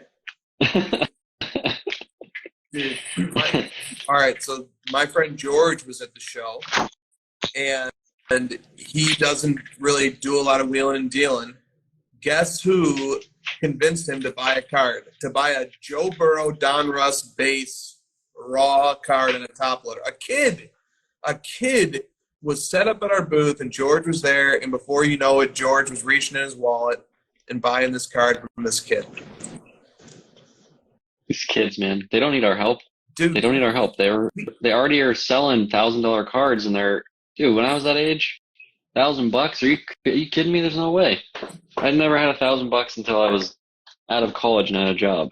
dude, $1,000 was like, I was like, when I was in law school in my 30s, and $1,000 was like, that was like moving. That was making a move. Like that was, and there's these Pelican cases, man. Just you never know. You never know what's coming out of this Pelican case. Like, I watched a 30-minute video of Ryan, Card Collector 2, just make deals at his table with people online. That was my Friday night. And there were so many of them were like young kids that are like, I'm thinking, I need to be at like 500 on this one. I know comps are, 540 and you want to be at 80%, but I need to be at 500. And Ryan's staring him down like, kid, I'm going to give you 450 and that, take it or leave it, kid. Get out of here. dude, I wouldn't be able to negotiate anything if I was like 15. I know. These guys are driving hard bargains and winning battles with season. Do you listen to the Fantasy Football Ringer podcast? Yep. They've been doing this mail day thing, mail bag, whatever thing at the end, and the topic is like things pre-internet that were like really hard to do that we take for granted. Do you know what I'm talking about? Yeah. And so and I'm thinking back to like when I was a kid, and one of the ones was like this guy. He's just like, it's impossible to know when to meet up with somebody back in the day. Like, you have to call their home phone if you missed them. Like, you might not meet at the right time. You don't even know what time the movie starts. You had to call the movie theater to buy tickets and stuff, walk up to there. And it's like, today we don't have any of these problems. These kids, they've got all the money in the world now because they can just, do it from their phones. We had to, like, figure it out as we go. Dude, these kids have us over a barrel, too, because the more I think about this George situation, so it was a bunch of us adults at the booth. And, like, we've all got our fancy cards out and stuff. And this kid, I believe he was 14, he had no fear at all. He came up to the booth. We're like, where's your parents? And he was like, oh, they're coming. Don't worry about that. What do you got? Where's your parents? And so, like, he's hanging out there, hanging out. And all of a sudden, like, cards are coming out, and like he's like going through like some Topps Heritage, and there just so happened to be this badass dude who works for Topps was over near the booth, and I was like, hey, like I thought I was gonna like do something so cool. I was like, hey man, do you like those Heritage cards? And he was like, yeah. And I was like, why don't you tell that guy over there? He might like to hear it. And the kid was like, why? And I was like, well, he helped make the cards, and like, dude, this kid was so unfazed by it. He was like, hey, you make that guy. No, he was very polite. This kid, that's the thing too. These kids are masters. He was very polite. He was a master of conversation. He was so polite. He went up to the guy and he was just like, hey man, you do really nice work on these cards, And like he was just unfazed, And then he came back over and he's just kind of, he's kind of like holding court with like a group of 8 adults surrounding him, and he's not even fazed even a little bit, even slightly. And then he sells a card, and then he leaves. He's like, guys, I'm paying 70% comps. What do we got? Who's dealing today? What do we got? Man, he was charging like 700% of comps. Like George got taken over, man. Oh man! All right. Just think of it as a donation. Isn't that what all these companies are doing? You're like donating all your money to kids. Well, all I know is that mowing lawns pays a lot better than it used to. Shoveling those driveways in the winter, man, these kids are stacking tens of thousands. Drake's PC. How you got to get to the Jordan PSA 10. We only got 20 minutes. All right, let's get to Jordan PSA 10. Here it is. 2 questions on this topic. Hall of Fame says, what do you think about the price run-ups on PSA 10 Michael Jordan card? And Doc Collects Cards says, what are your thoughts on the Jordan insert hype train? And so just kind of to give people sort of an idea, if they don't exactly know what's been afoot, it's like if I go to Card Ladder, I type in Michael Jordan PSA 10, and then I change the sort to be by 3-month percentage change. You know, you get stuff like this. You get the 96 Topps Chrome PSA 10 has increased by 260%. The 94 Stadium Club members only 50 PSA 10 is up 200%. The 92 Skybox Jordan base PSA 10 is up 142%. The 90 Hoops Team Checklist PSA 10 is up 140%. The 95 Total Hot Pack PSA 10 is up 120%.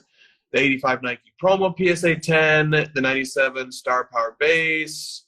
98 Topps Gold Label. 89 Hoops. 92 Beam Team. So on and so forth. There's lots of Michael Jordan PSA 10s that are up 50, 60, 100, 200%, even bigger. You know, this card recently sold for $16,000 as a PSA 10, Pop 34. This is the 97 Z-Force Megman Accord PSA 10 Jordan. That's up 50% over the last 3 months.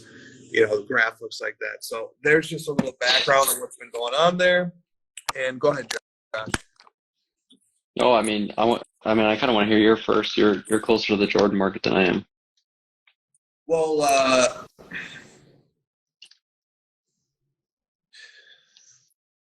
there's a joke here. Let me just do the joke. You know, did Jordan win another title in the last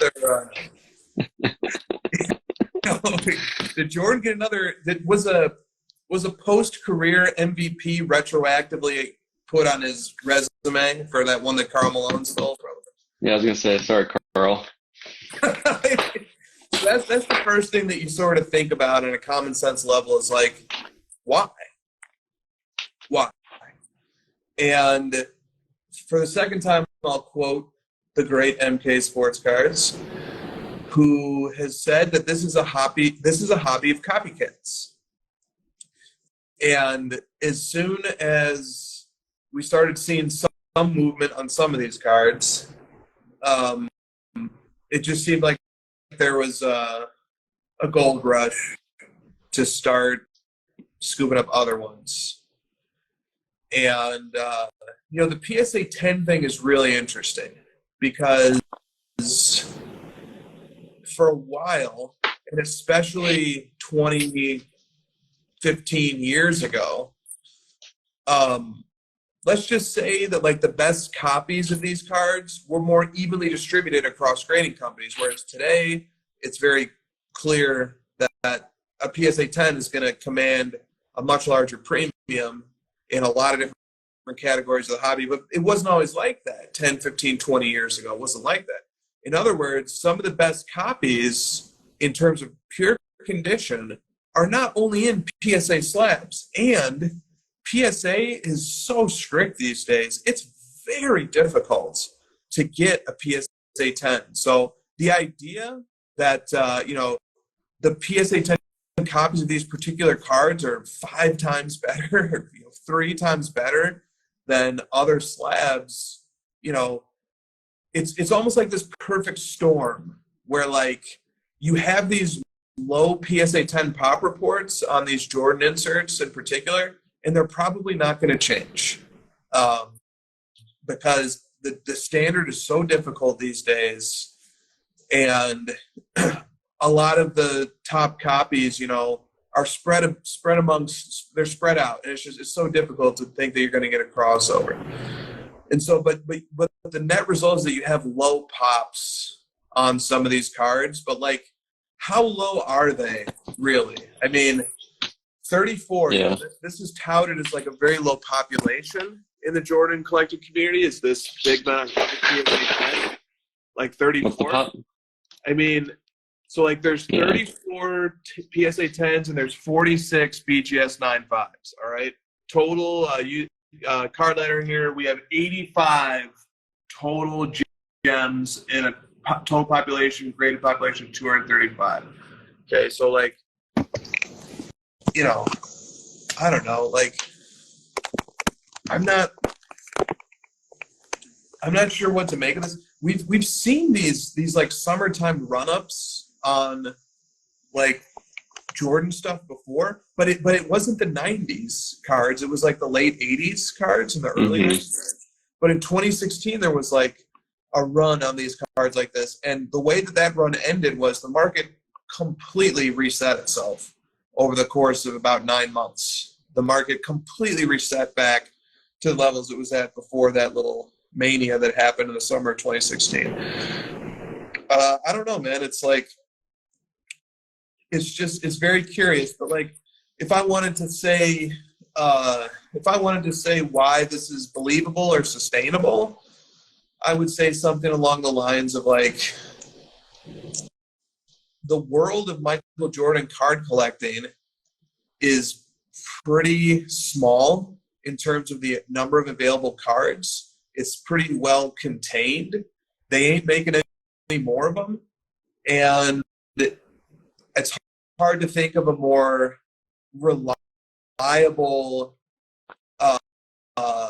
asset in the history of sports than the brand of Michael Jordan.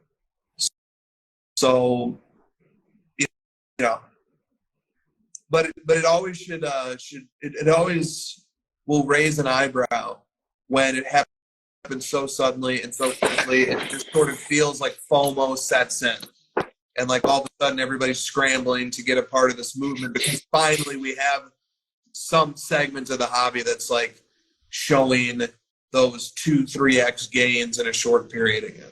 Those are my thoughts. What are your thoughts?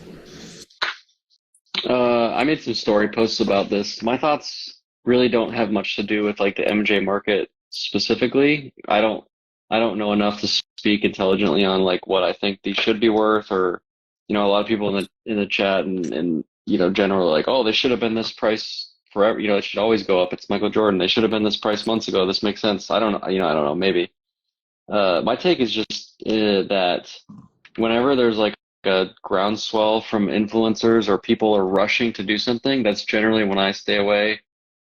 Just in terms of thinking as a collector, if I'm trying to maximize when I buy things so that I can have the most cards in my collection, get the best value, I just generally try to stay away from like everyone trying to capitalize on the upward momentum of something, and I would prefer to wait when people are not paying attention, and kind of like that's when I stack the cards. That's really my main take, because this happens all the time with all different types of categories. I showed the example of like the Kobe Star Date PSA 10 when people were like falling over themselves to get that fucking card at 50 grand, and dingus investors were buying that card at 40, 50 grand. Like, oh my God, I've got 10 friends who had just lined up to buy this for this price. Now that card's 5 grand. Are those people buying 10 copies now, or they don't care because it's not the hype thing? And I'm not saying that Jordan's comparable to Kobe. It's just that 6 months from now, it's possible that nobody's talking about these cards anymore, and they've come back in value, and now would be the time as a collector to buy it. So it's a lot of the content I see is people are only buying that to capitalize on the upward momentum of it, to flip it. Right. And that's the stuff that I would like to point out is like, don't get caught up in that, because those flippers are going to move through each other. They're going to increase the supply by continuing to sell it. They don't actually want to keep it. So you'll see a spike in short-term supply of this stuff. So be careful. Well, here's what I worry about. I think that the context exists for there to be a legitimate short-term bull run on these cards. Like, here's another example of like, this is a 96 Z-Force Slam Jam, okay? It's a PSA 10. This card sold in April with Golden for $10,800. And then in July, just a few months later, it sold for $22,800. Okay, it more than doubled in price over the period of just a few months to pop 17 but the total population is 412 with 74 total gems, but the PSA 10 is just 17. Dude, look, this insert is going for $23,000. Dude, come on. Come on, dude. Like, look, when I was collecting Michael Jordan inserts heavily, which was 2017 and 2018, this card in a PSA 10 was going for around $1,000 to $1,500. Okay, 2019, 2018, $1,000 to $1,500. That was the value of this card. Now it's $23,000. All right, now here's what I worry about, man. Dude, I got pushed out of collecting Michael Jordan cards a few years ago. Like, once the pandemic hit and that explosion of Michael Jordan cards happened, like, I already had a really nice run of collecting and then ultimately consolidating a Michael Jordan insert collection into, a handful of grails. And I loved it, and I ended up right where I wanted to end up with some of my favorite and most cherished cards to this day. And Michael Jordan is my favorite athlete of all time. So, like, that's a very, very meaningful part of my collection. It's how I learned how to collect was Michael Jordan cards. But the thing I worry about is that, dude, cards like Slam Cam PSA 10 going for $23,000. Dude, how is there much room left for anybody to collect this stuff? Like, yeah.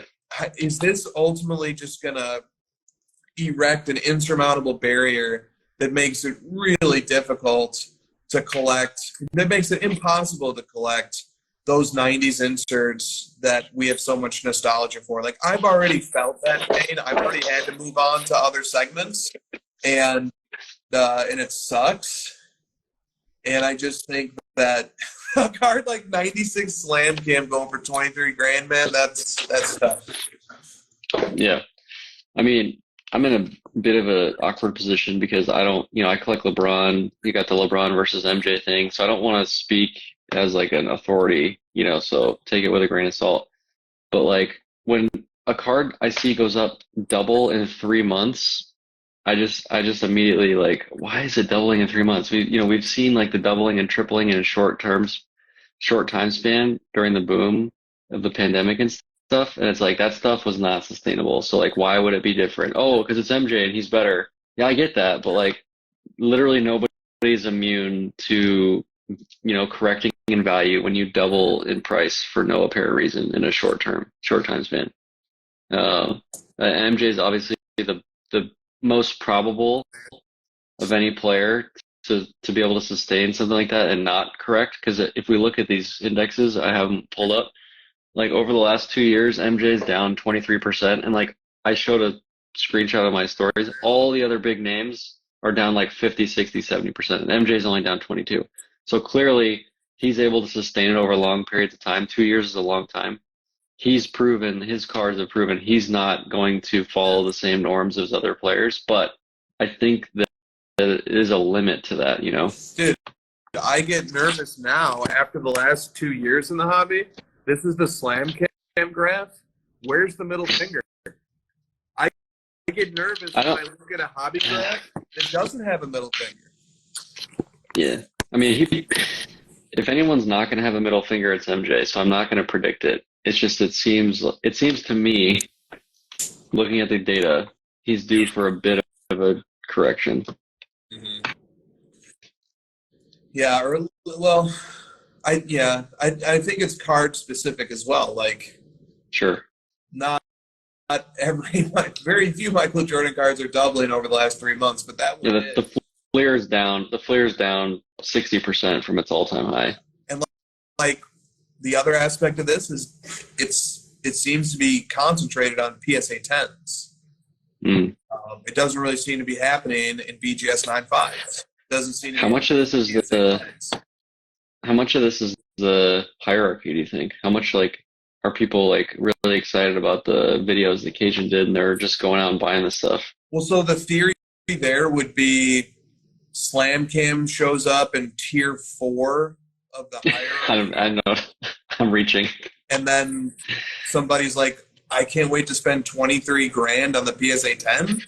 Well, the theory there is actually people are really excited about MJ. They look at his hierarchy and they go, I can't afford fucking anything on the first 3 tiers. Let me go find the coolest one in tier 4. This one looks pretty good.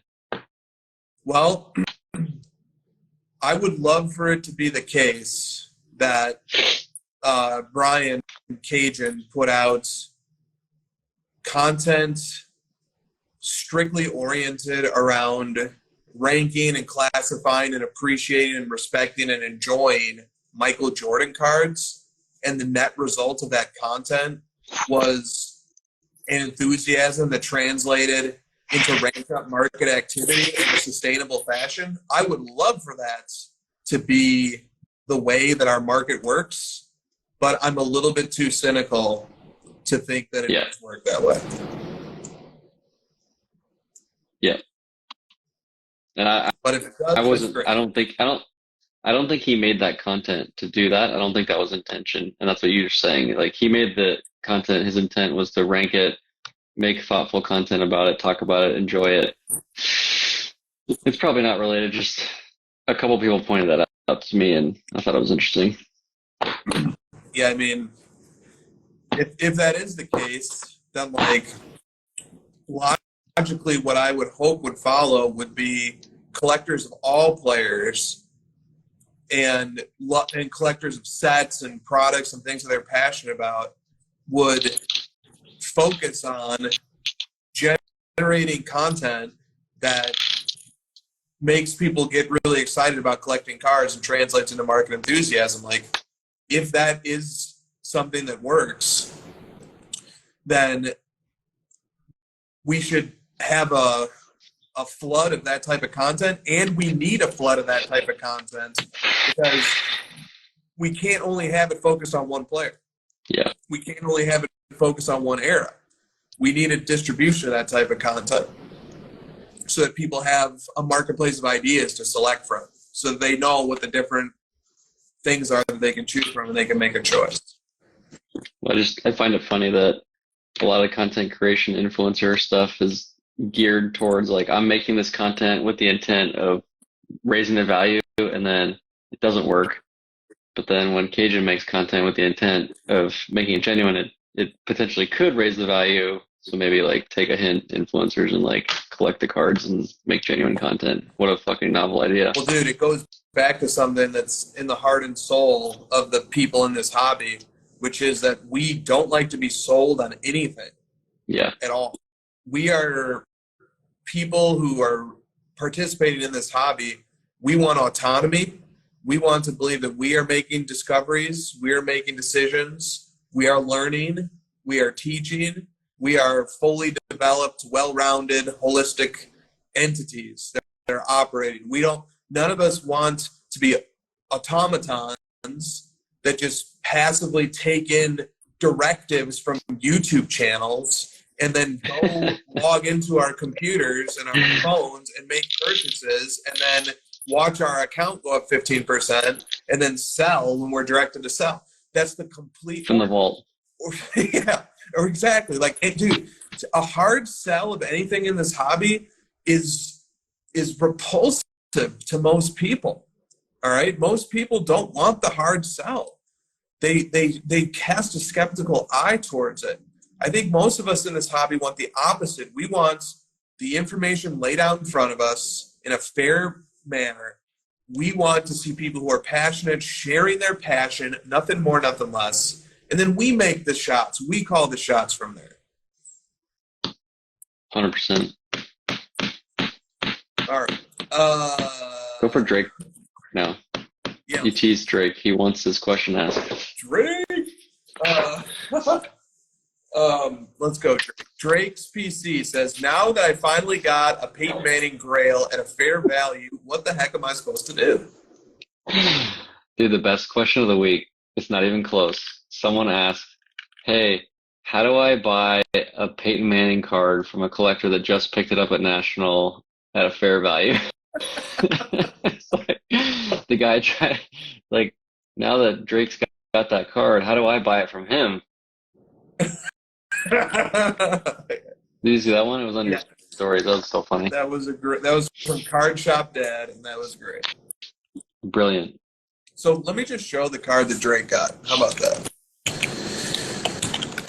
go Drake. Drake was also on a panel about wrestling cards, and he did a great job of keeping a straight face while we were trying to distract him from our booth. Brett asked him how to get some seller to sell the card that you are accompanying while he was on that panel. Like, she went over to the audience and sat in the audience to ask him that question. All right. So Drake finally got the card. So here's what he says about this card. This is the 2013 Select, first year football Select, black 1 of 1, BGS 10. Drake says, I'm still blown away that I own this. This was totally expected pickup at the National. It was Thursday afternoon. Gunther's Cards messaged me, and he told me he had a special Peyton Manning I'd be interested in. He sent me a picture. My jaw dropped. I consider this Peyton's second best shiny card, just behind the 2012 Prism Black that is owned by Spinatron. They're 1A and 1B. He goes on. Cardboard Chronicles asked for people to share their favorite national pickups. This is mine, and it is instantly at the top of my non-rookie shiny wing of the Peyton PC. Nice. Congrats, Drake. I hope that our show helped you land that card. I hope the refusal to give any concrete advice, but instead to just see things from both sides was helpful. All right. So there's cards in the chat. Shout out to him for helping a collector get their grail. Yes, he is in the chat. Shout out to Gunther. Gunther needs to help me get my grail, by the way. I love that. You're just like, I'm so happy for you, Drake. When's it my turn? Let's go. All right. Drake had a big party. The National, thanks to Gunther. All right, Gunther, let's go, buddy. Next up. Don't rest on our laurels here. All right. You know what card I'm looking for, too. He owns it? Is that what you're saying? No, but he knows who owns it. Oh. And Okay. Oh, yes. the Christian. Oh, I know what it is. Yeah. No, it's not McCaffrey, but you're close. Then I don't care. Okay. Le'Veon Bell, Drake's. Rudy Gobert. Don't care. Yes, Rudy Gobert. Okay. Drake had another question. He goes, Cardboard Chronicles had a story with player charts from Card Ladder talking about savvy buyers pouncing on cards when player markets are down. Peyton Manning's index is down 31% over the last year, but there are cards of his that I want where I'm paying 31% over the last sale from 1 to 2 years ago. I passed on them at the time because they felt overvalued based on the market. Why do some cards buck the market trends while others don't? Who asked this? Drake.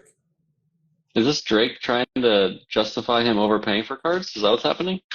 I don't know. You gotta take it for a ride, Drake. That's what No, I'm just kidding. I mean, some cards are always gonna buck that. You know, it's like a 1-on-1. What are you gonna do? Right. Yep.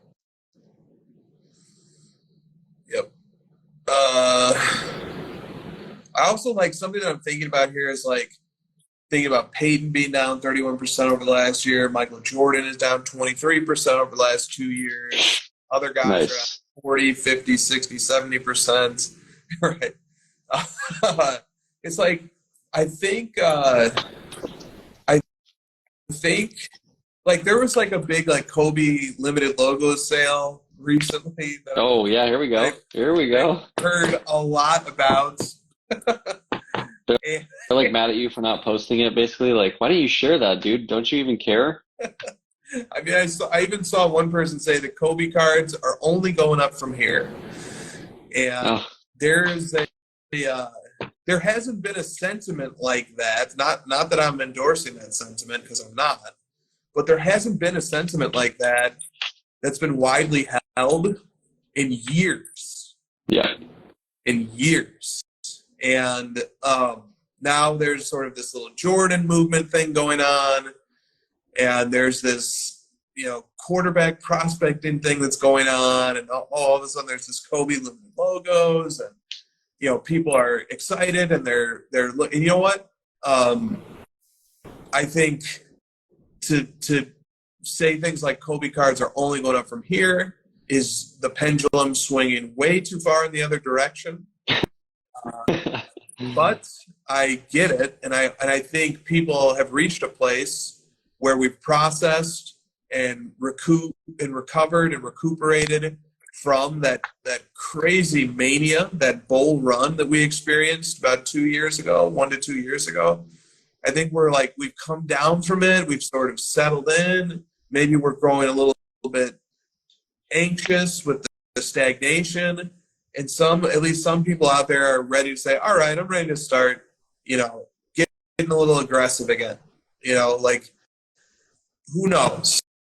But I just think that there's a psychological condition, a group psychology right now that's willing to turn a page and see the light at the end of this tunnel. Because, dude, it's been a dark tunnel for a year or two. Dude, there's like 10 accounts that are about to be put out of business because those accounts thrive off of posting auctions that are have tanked from a year prior. So like, what are those people gonna do? That's what I was thinking of. That's very considerate of you. Yeah, I'm a thoughtful guy. Like I'm worried that they're gonna have to start posting content about how the hobby is alive and cards are back. Right. I take that Kobe sale with some like general optimism, but probably like short-term skepticism. So we'll see. Like it would be great. It would be awesome if cards are back into a bull run and we're sort of over this 2-year window of kind of like depressing crashing of values. So that'd be great. But who knows?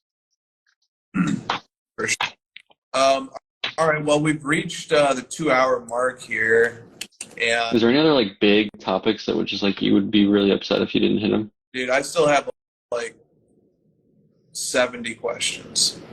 I know, just like one that's like a glob of like 6 people asked the same thing, and it would be really weird if we didn't hit it. Oh, well, I have this one. This one got a lot of reactions from like people responding to my story post when I shared it. This is from Ben the Card Guy. He says, what are some pros and cons of dating a collector? I don't know. I'd have to ask my wife. You two go take this one. Pros and cons. Pros. You always have a buddy to go with you to the shop or the show. Cons. They will tell you that you need that card that you already think is overpriced. Mm-hmm. Pro. They'd rather have a Prism Gold than a gold ring. Con. A Prism Gold can cost more than that engagement ring. That's good. Okay, that's really good. There you go. Can I address one more question? Yes. Because someone tried to shit talk me. Sure. Ben, cross country runner, he's trying to attack me. He's coming at me. He's coming at my sons. He's coming at Kevin Durant. Let me read it. Let me read the question. Ben Cross Country Runner 1 says, Josh, what is it like being a Suns fan when your best player is the same guy who joined a 73-win team just to beat one guy, and that one guy is your main PC player?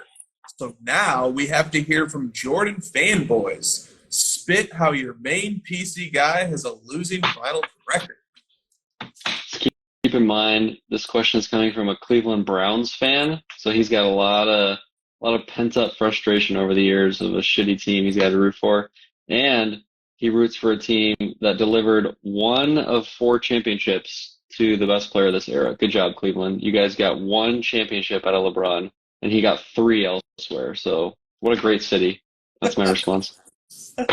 Dude, I love that. How are you still just firing on all cylinders 2 hours in? This guy's like attacking Kevin Durant. Kevin Durant has twice as many championships and finals MVPs as the city of Cleveland in the last 100 years. Nice work. Let's see here. I thought this was a weird question, perhaps a secret attack on Christina and myself. Lizard King Cards said, working with your spouse and partner, is it good or bad for the hobby? How could it be bad for the hobby, Lizard King? What are you saying right now? I mean, we're all thinking it, guys. Do I got to be the one to say it? I don't know. What is it, Josh? I have no I have no clue. I have no idea. How is it like? Oh, too many people are working with their spouses. This is bad for them. Maybe this is like a don't shit where you eat kind of thing. Maybe I'm not sure where to go from there. Should I refine? Is that what you guys are saying? And don't eat where you shit. Well, don't buy memorabilia because there might be literal shit on that memorabilia. Shout out Will Chamberlain. Or do buy it because that adds an investment premium. Dude, he's got the zoomed in photo of the little poo stain. Love it. You're like, how did you guys match this to the game? Well, you see, he shit his pants when he shot a free throw. I love how like that was like your tipping point. You're like, all right, I was trying to be nice to these memorabilia guys, but now it's like it's full blown time to just attack. Like this is ridiculous. There's literal poop on these shorts. Oh, wait, go back down. I see another attack on me. Timmy D21PC says, what happens first? Luka wins the championship or the Maxi Neon Green fast break surfaces? Yep. Shots fired. Christina sees like all these questions. She's like, "Oh, there's my name." That didn't happen. That's what I just did. I was like, I only care about one more question, the one with my name in it. Could we talk about my friend Mark, who is having a really hard time right now with eBay? Dude, there's so many more to get to. Yeah, sweat. Here's the response. Get an Android. This is not a problem on Androids. He's talked about it on the story. Like that's a topic that just needs a little bit of truth. Yeah, so I think we'll just wrap it up here. Damn, there was a lot of questions to get to here, but all right, time to pick a title. Time to pick an episode title. All right, let's read them. I'm going to go in reverse order. We didn't even do the blessings thing. We should have carried that through. I just forgot about it. We had a lot of work ahead of us. So, all right. Dingus Investors.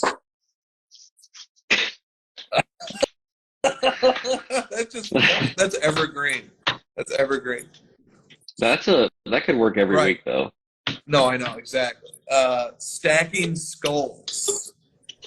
Stacking Skulls. Quarterback Prospect Mania. You're hitting my funny bone. I don't even know what that means. I don't know why I said that. I just was thinking you hit my sweet spot and that sounded boring, so I thought funny. I don't know. No, hitting your funny bone is like something that aggravates. Like it's awkward when your funny bone gets hit. You're like, oh. I don't even remember the context, but as I said it, I was like, this is stupid, but whatever. That's the point of the show. Yes, it is. All right. You've been oiling me up all day. I'm ready. I feel like 2 weeks ago there was it was all your quotes, and this week it's all mine. So this is good. We've got a balance. Yeah. Yep. Take down the big guy. Why would I listen to what you have to say if you don't own cards? That's a pretty topical one right there. Yes, it is. All right. Hot, sweaty corner. I just it's so funny picturing all these huge, massive corporate booths with 4 people standing there, and then these tiny little dealer booths with 1,000 people crowded. It's come on, figure it out. Occupy the National. Immunity to the National. I like that too. That's good. You guys are getting strong. You're evolving. And then the final one, blessings. Blessings. Can it be many blessings? Many blessings? Yeah, I believe that was said. Because if you just do blessing, it looks like you forgot the rest of the title. Yeah, many blessings. Is that the one you like? No. There was one that you chuckled at that I liked in the middle there. Immunity to the National? That one's the top 3, and then the other one was the... If you don't own cards, what's that one? Yeah. Why would I listen to what you have to say if you don't own cards? Those are my top 3. Yep, those are my top 3 as well. All right, Christina, which one do you like the Okay. best? Oh, now that you get to picking 3. It's probably too long, but I like the I won't listen to you because you don't own the card. Of course, you like the sassiest one. Can you ... many blessings that one? What's that? Can you use that one and then at the end do like ... many blessings with the... It's like you said it, but then you're like sort of softening it by being like, but also send you my blessings. Well, I would also like here's the thing though.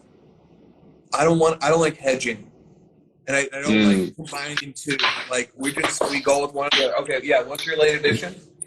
Stick wrote it down in the chat and you wrote it down, stacking skulls. Oh, I said that one. Oh, okay. I didn't hear it. I said that one. That one's a little graphic. It is a little graphic. And it speaks to like a more of a niche part of the show. Same thing with many blessings. Like it applies to one little segment.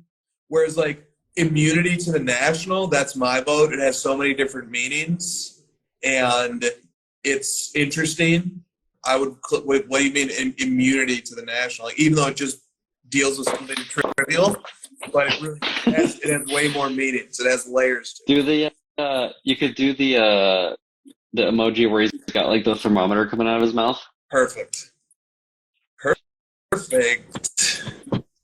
That's teamwork right there. All right. That's how Card Ladder is what it is, folks. All right. Good? Yeah, I like Stiffs. Stiffs is good too. That's my backup. Yeah, that one's funny, but it's sharp, and then I don't want to put a praying It's a lot of after it text. to soften it, and yeah, it's just... I agree. Let's go. All right. Yep. Thanks, guys. You guys are on way too late. I don't know why anybody's still on. We're gonna have to take some of those questions for next week or something. We could do like a midweek thing and address some of these. I'll save these. I won't delete these. All right. All right. See you guys next week. We're reaching the top. A lot has changed since Card Ladder began. We started with 500 cards in our database, and now we have over 3 million cards and over 30 million sales. For anyone asking who is the best, we putting our hands up. With Card Ladder's sales history feature, we have virtually every card in our system. If the card you are looking for ever sold on one of these platforms, you can find it using Card Ladder's sales history, and you can add a card to your collection with just one click. My time. None of you people can tell me to stop. Plus, every card, no matter the last time it sold, has an estimated value that we calculated using our state-of-the-art player indexes. Unlike other apps, when you see Card Ladder's verified checkmark, that means a researcher personally vetted each and every sale. We know what it takes to be reaching the top.